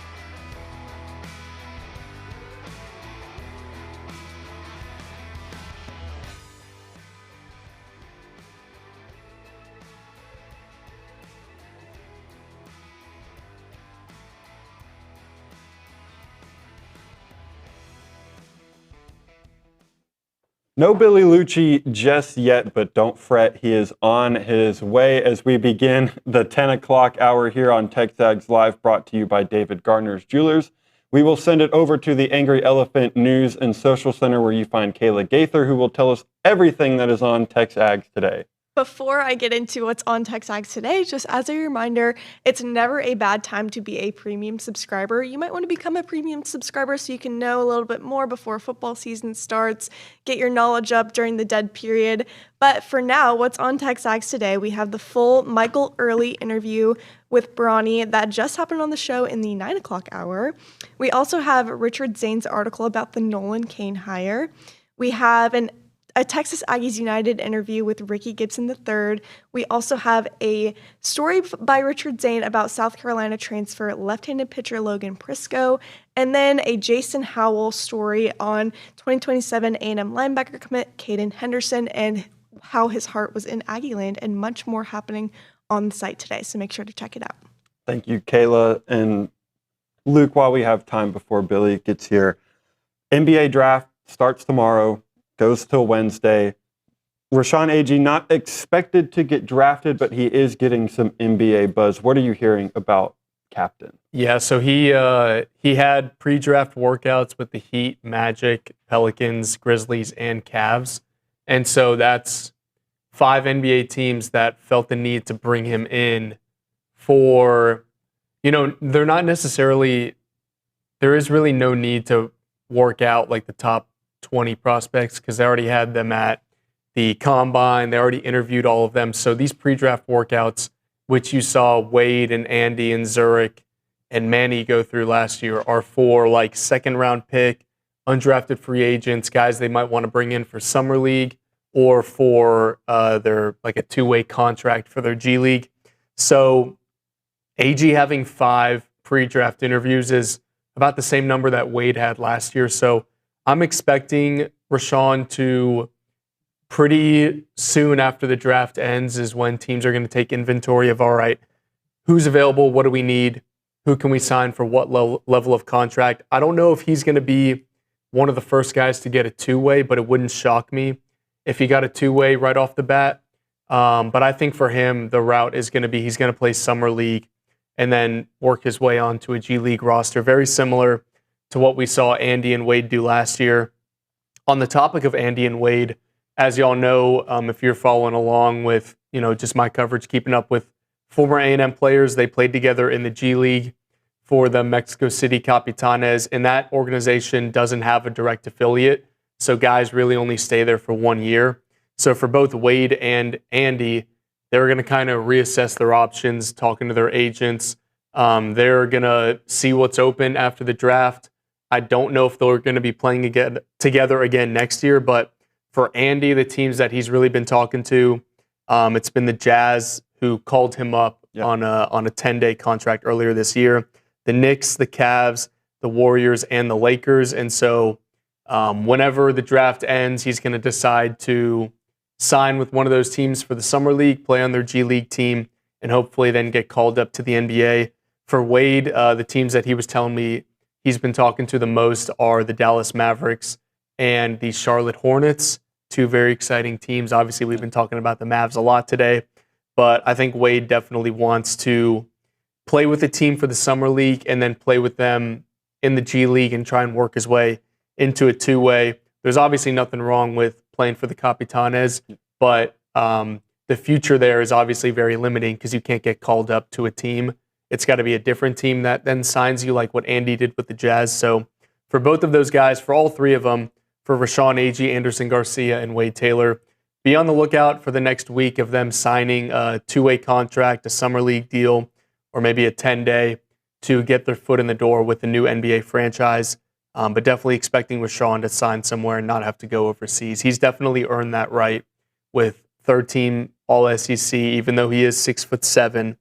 He's earned his way into earning a two-way contract or a spot in the G League. And then obviously Summer League, a lot of people get spots because none of the big names obviously play in the Summer League. What other Aggies other than those 3, if any, are you hearing might get Summer League contracts? Yeah, so Zurich Phelps played a little bit in the G League this last year. He'll play again in the summer league. I think he was with Detroit, and then he ended up with the Valley Suns, the Suns G League team. So you'll probably see him play for the Suns in the summer league. Manny last year did not play summer league, but he played briefly for the Westchester Knicks, actually former teammate of now A&M guard Bryson Warren. Kind of crazy how that works out. So I think Manny went overseas. I don't know if he'll play summer league. I would be on the lookout for Rylan Griffin to maybe play in the summer league, although he hasn't had a pre-draft workout, so I don't think he'll get a summer league deal, but it wouldn't shock me. And then Dexter Dennis, I think, is on the last year of, you have like a time limit on how many times you can play in the summer league, and I'm pretty sure this is Dexter's last year. I'll be interested to see what he does because he's been with the Stockton Kings in the G League, but he hasn't been called up yet. He got called up when he was in Houston and Dallas, which is weird because he was like barely with those teams, but then got called up quickly, and then he goes to an even worse team and didn't get called up. So I'm like very confused on what's going on. The Kings are like a total mess. They are. But he played with the Spurs in the last summer league. So who's to say he doesn't go back and play with the Spurs? But for Dexter, he's obviously very close to that Quentin Jackson threshold of like G League player that you can call up and have him sit on the bench in the NBA, or do you want to keep him in the G League and let him thrive? I think he's very close to hitting that threshold that Q hit at the end of last year, where they felt he was good enough to just play him in the NBA whenever the season ended. So he'll need to find an organization that will actually call him up, because I don't know what the Kings are doing being so bad. They have Zach LaVine. Bro. I know, but like they're horrible, and yet they won't call up their best G League player. So I don't know what's going on there, but I think for Dexter, it's probably in his best interest to find a team that's going to play him at the NBA level, because he's proven that he's that good. I think he dropped like 20 when he was with the Mavs. So he's proven that he's probably a year and a half behind where Quentin Jackson is at, who just got his official contract. So I'm looking forward to seeing what Dexter does. This is a big year for him, and that means the summer league is even bigger for him. And he just led the summer league in three-point percentage last year, shooting like 85%. Wow. So this is definitely a big year for Dexter Dennis, and I'm excited to see what he can do given the opportunity. And then, obviously, this year's team, Mackenzie Mbako had some draft buzz when he transferred from Indiana to A&M. In 365 days, a year from now, who on this current A&M roster could we be talking about? Not first-round draft picks, but being drafted. Yeah, I don't know if they'll have any first-round picks, but I think Mackenzie Mbako and PJ Haggerty's interesting because he's really old, but he still has potential.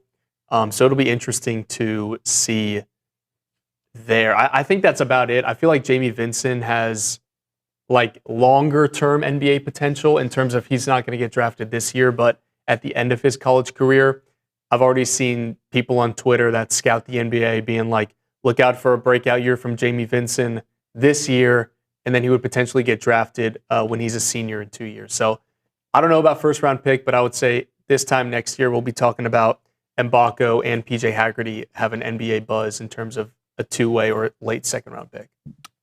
Kayla, do you have anything for us as we await the arrival of co-owner and executive editor? Billy said go to break now. Oh, Billy said go to break now? So we can bring him in. We will go to break now. And on the other side, we will have TexAgs co-owner and executive editor Billy Liucci here on TexAgs Live, brought to you by David Gardner's Jewelers.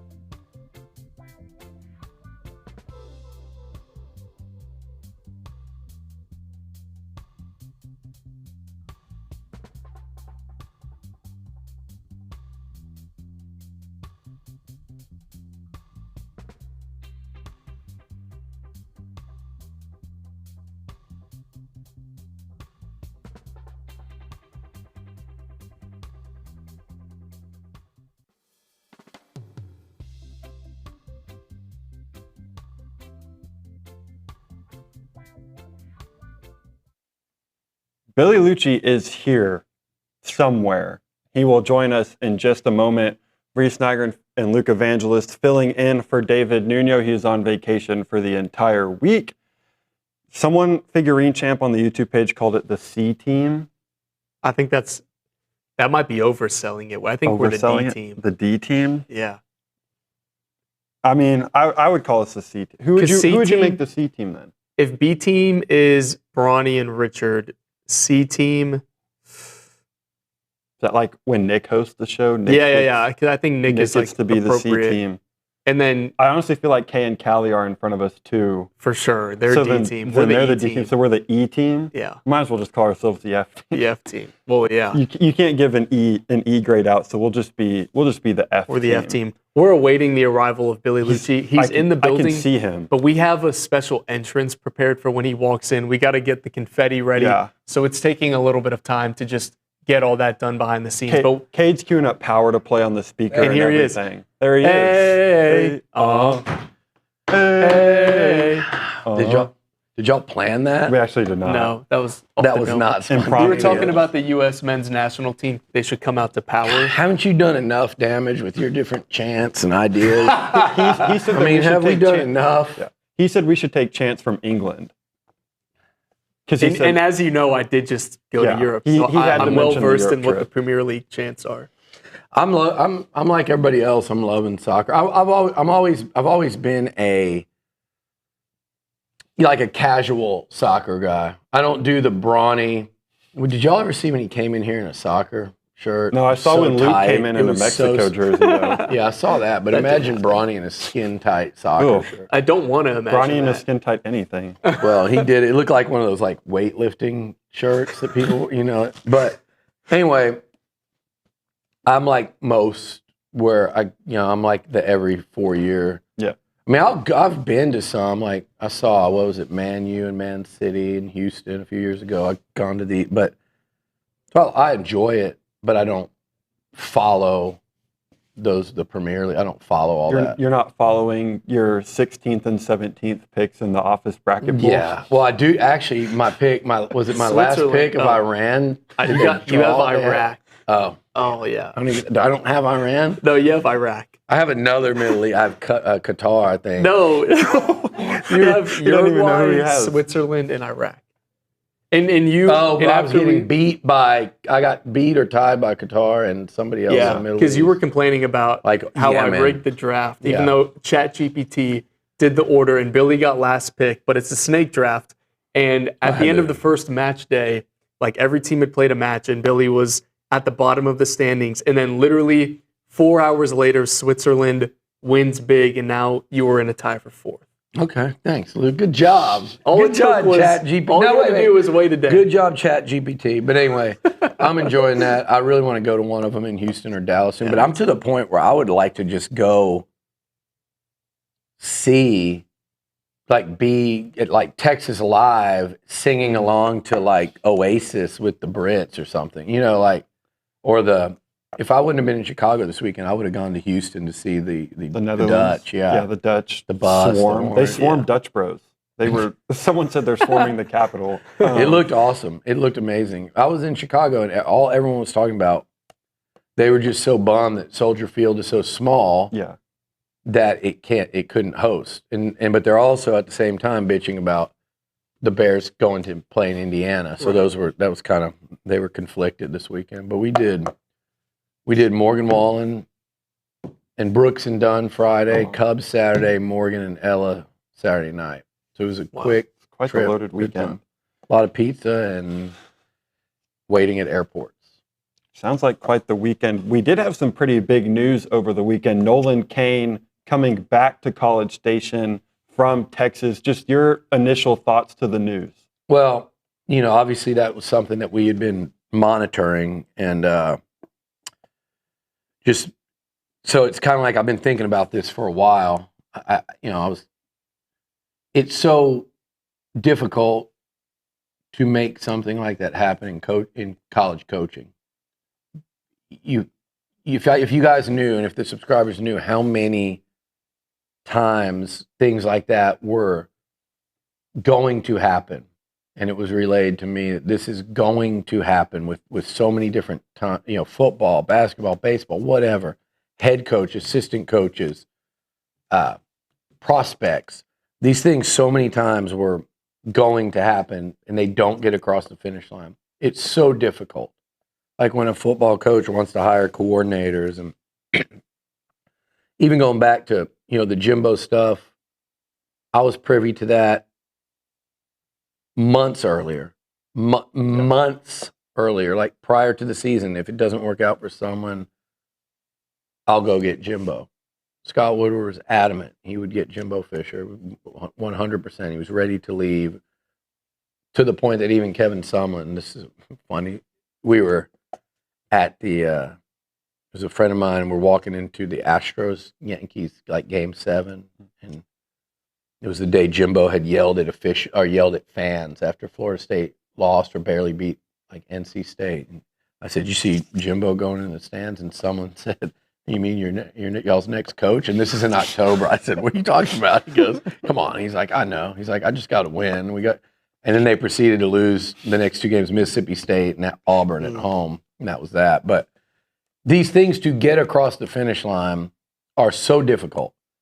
And the idea of Nolan Cain having to go in and tell Jim Sloshing, "Hey, I'm leaving," and then to say, "Hey, by the way, I'm leaving. I'm taking a job at Texas A&M."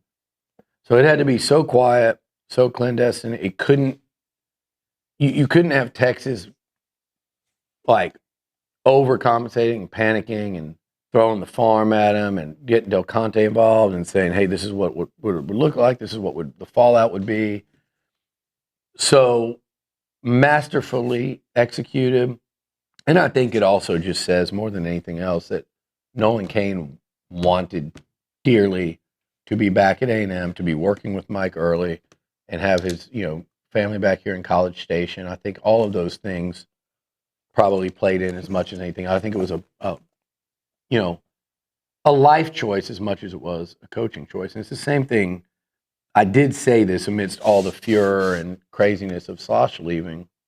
It's what we never shouldn't fault him for, whether it was Texas or Mississippi State or the part you don't fault him or any coach for, or Jimbo coming here or Elko leaving Duke.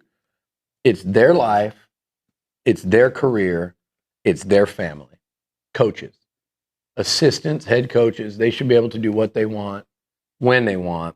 I do think it's more of the how you do it, and that's what happened with the Slosh thing. That's how the Florida State fans were so mad at Jimbo, on and on and on. This is a major coup, right, guys? This is a major coup from a baseball standpoint.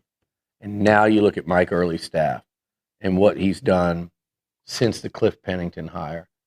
And he went Pennington, he went pitching coach, he went recruiting, and I think this is such an elite staff that's going to recruit, portal, and develop. And I think it's really exciting. And I'm happy for Early that he was able to pull that off, because I have it on a pretty good understanding that there weren't, he knew of what his next moves would be, but didn't even want to go down that road. Like a lot of times I'll call you, I'll have y'all hanging on the line before I go hire Zane. But he didn't even do that. And I think he wanted this one so bad and really believed it could happen. So that's exciting. And y'all know the other side of it. Yeah. Right? Yeah, he had that bias. You stick it to a certain I'm sure Trev Alberts is the most buttoned up professional you're going to meet, but I'm sure that had to feel good on some level for him to approve, going after that hire and offering that contract. And I don't think it's so much that for Early. I mean, Slosh brought Early with him. Right.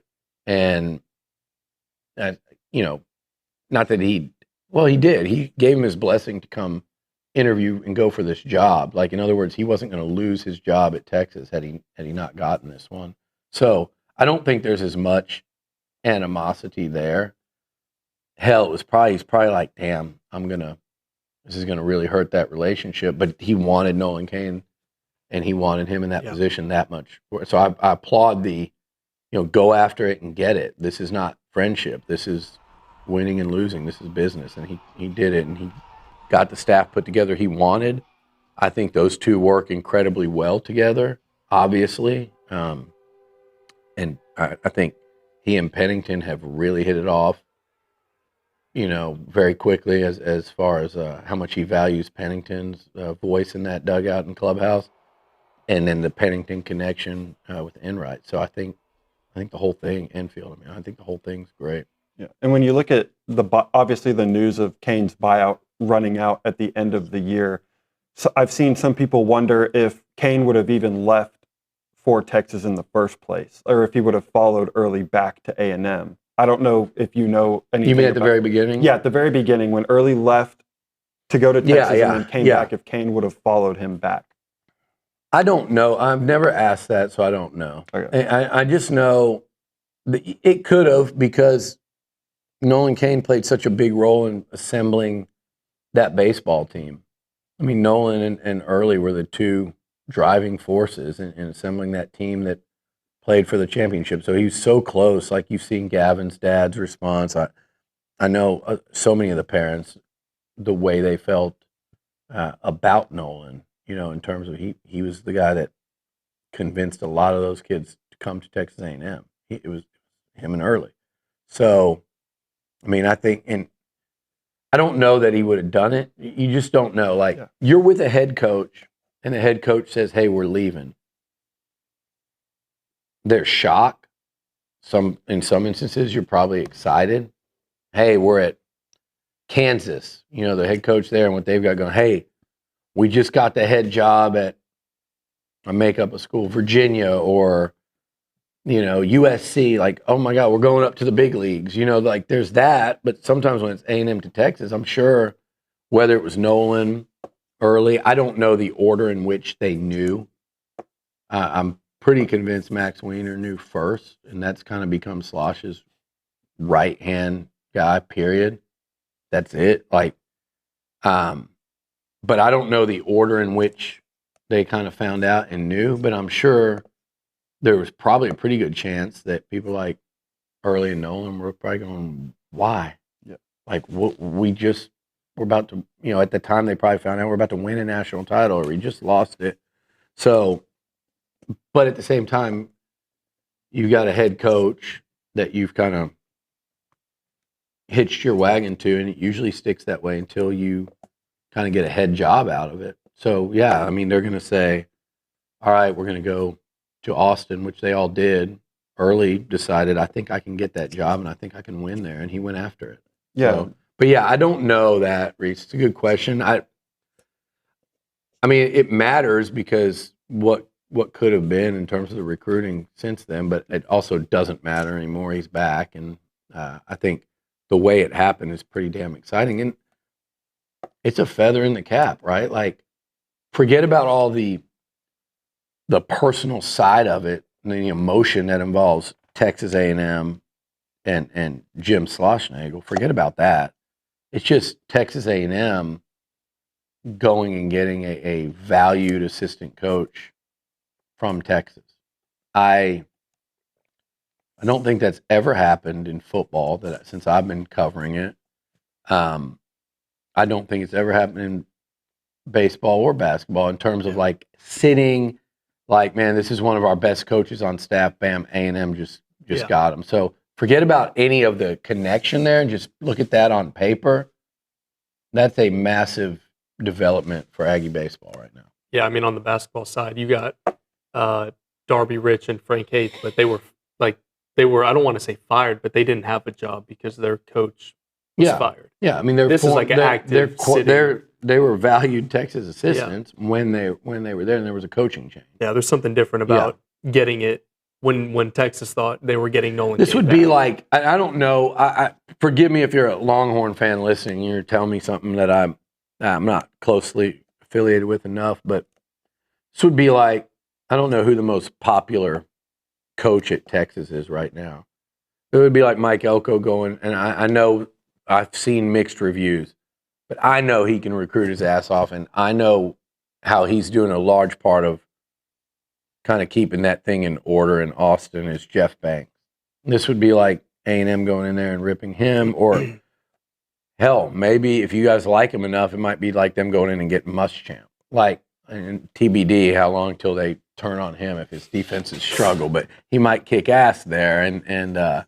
But yeah, I don't remember ever seeing it in terms of like this. And again, kind of speaks to the relationship guy that Mike Earley is. And I think it speaks to A&M too, because Nolan Cain had a good gig. Would have been real easy to say, man, I'd love it, but I just can't. We're in Omaha this year. There's something cool about the whole thing. And I think Nolan, probably knowing him, will kind of want everything to die down, because this is kind of the second time he's been in something like this. And last time it was kind of not really by his doing. Right. But I think when you do hear from him, ultimately, I think you'll hear, just kind of talk about what it means to come back here. And Texas fans don't get that, and A&M fans don't get it if some coach or recruit goes over there. But, everybody's different and likes different things. I don't know this, but if you've got, make any coach, you have kids and you're having to drive through traffic in 45 minutes to go get home from work every day, or if you're missing Little League, whatever, like maybe the small town and the ease of all those type things matters more than some of the stuff that you think should matter, or a fan, so anyway, I think it's exciting. I mean, bottom line, he's a badass assistant baseball coach. He is a badass recruiter. He is considered one of the best in the sport, like actively, not in a distant time. Like right now, he's as good as it gets. I've got a couple friends that have like elite baseball prospects as kids.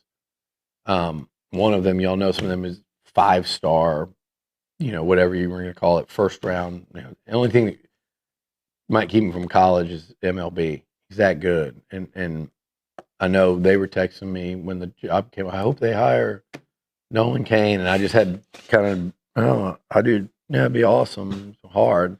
And it happened. So I think that's the other thing. I don't know. Yeah, I'm assuming y'all have Brauninger. Oh, that was probably last week. Did it happen Thursday or Friday? We just had Brauninger. Okay. Yeah, we just had Brauninger. I can't imagine the shock waves that sent through the baseball community. Yeah. That's one that we're going to see, not just right now, but moving forward. We got to drop it there up against a break. When we come back, more with Billy Liucci, get some college football thoughts from the man himself here on TexAgs Live, brought to you by David Gardner's Jewelers.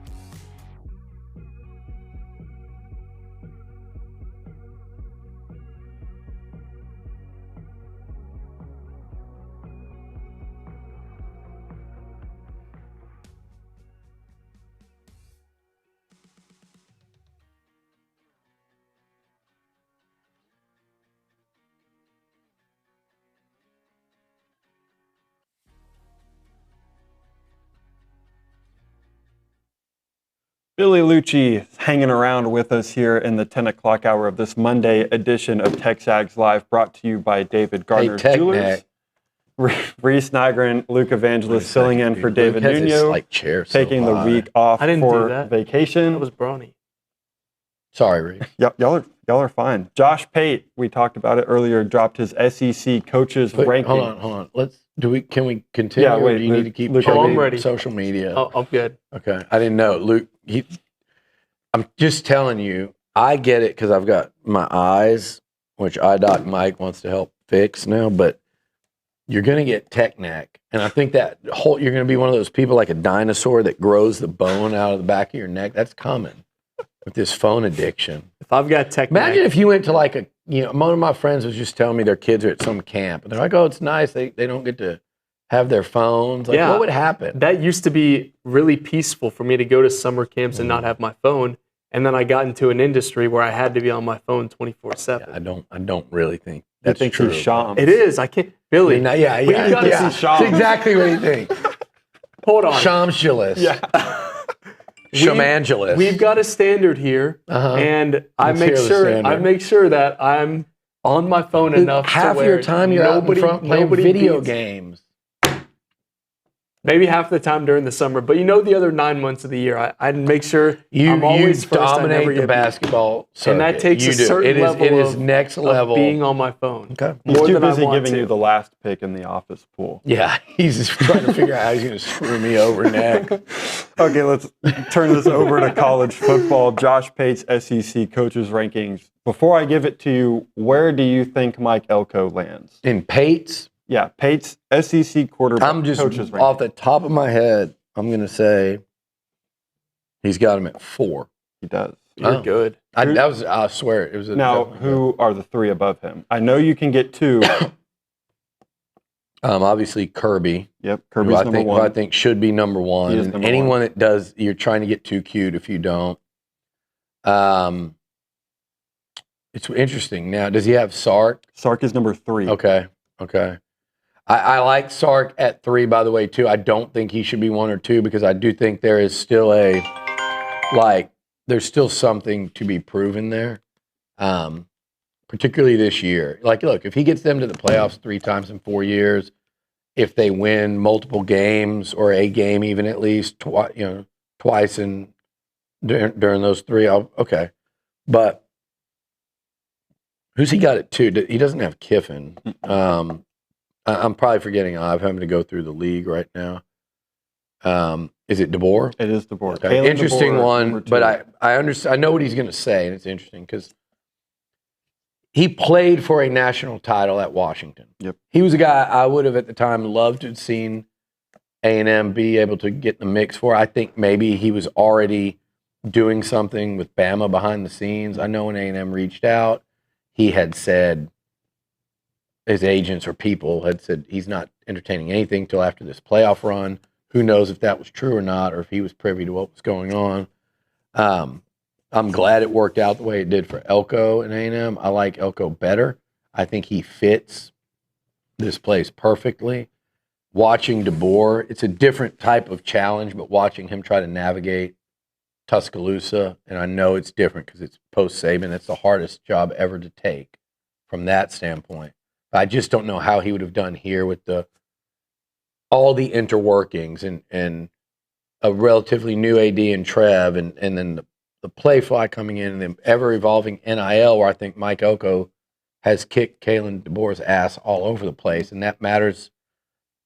Right now on the field, it is what it is, but you're going to see the results on the field of that ass kicking moving forward. So, I like DeBoer. I don't hate putting him there based on resume alone. And hell, he's won what is it? Did he go 9-3 in year 1 regular season, and then playoff this past year? Yeah. They won 11. They went 10-2, played for an SEC title, and won. That's the thing. I would not be too excited right now if I'm a Bama fan. I wouldn't, but they went and won a road playoff game this year in year 2. It was against John Mateer with one hand, but they did win the longest hand injury in the history of sports. But yeah, to take them back, I mean, he's really good. I don't mind that ranking at all. And I think anyone else ahead of Elko, you'd have had to really, I could see some people putting Kiffin, but then I would debate that one in a lot of different ways. But I also wouldn't just go crazy because he did great things at Ole Miss because of, like what he did at Ole Miss. People can say, well, he's never been in an SEC title game. He's never won a championship. He didn't win those playoff games this year. Probably would have. He did less with more the year before, losing to Kentucky and Florida and not making the playoff.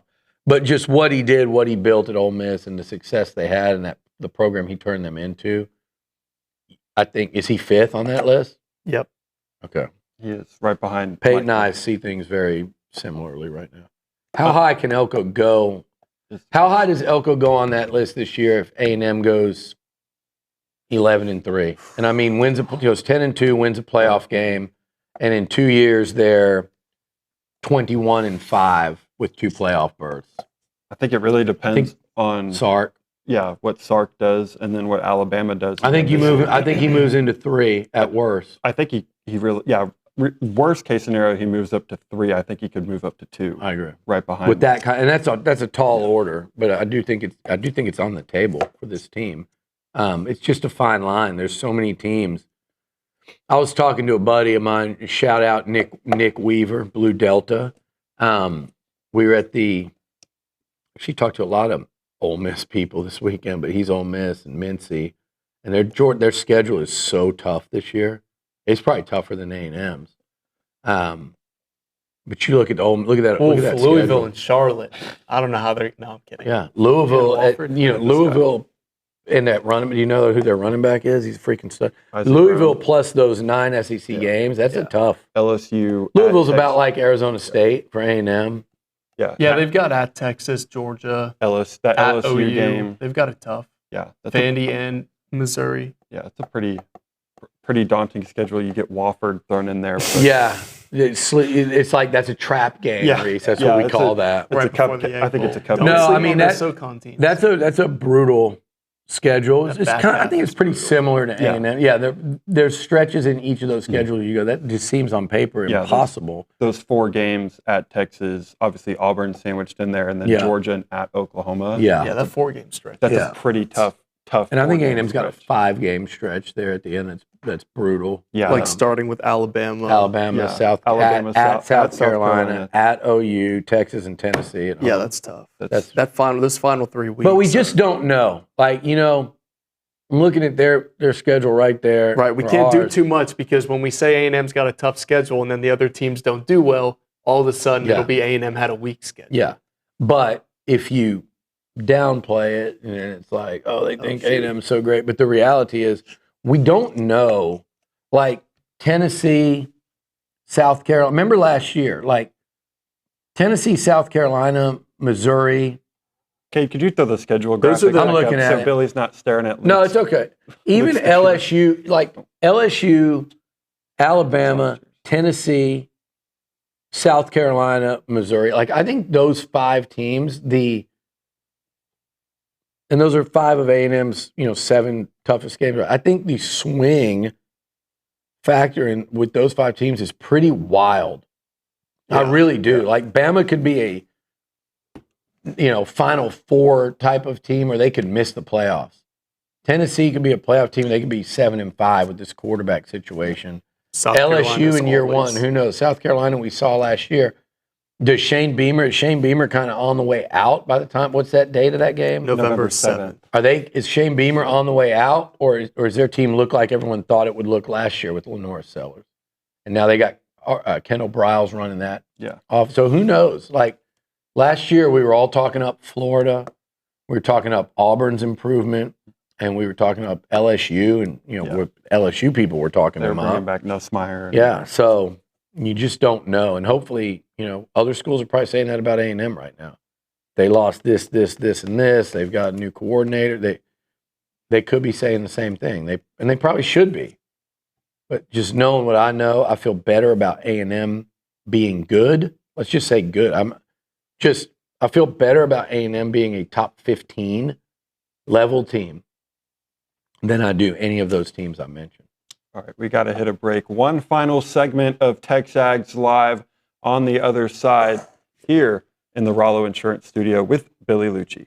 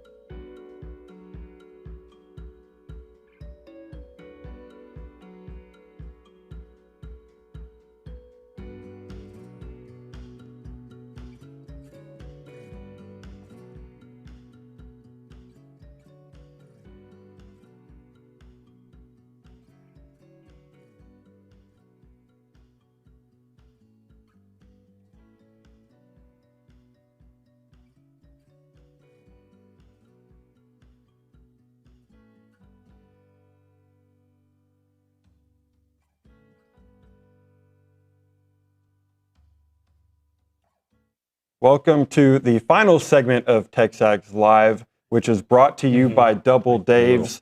As a reminder, they are not open on Mondays, so don't go to Double Dave's today.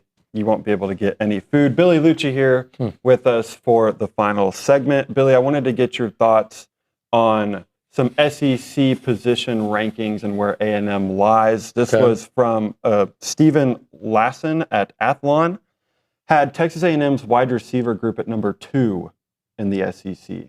Love that. I think Texas is at number 1.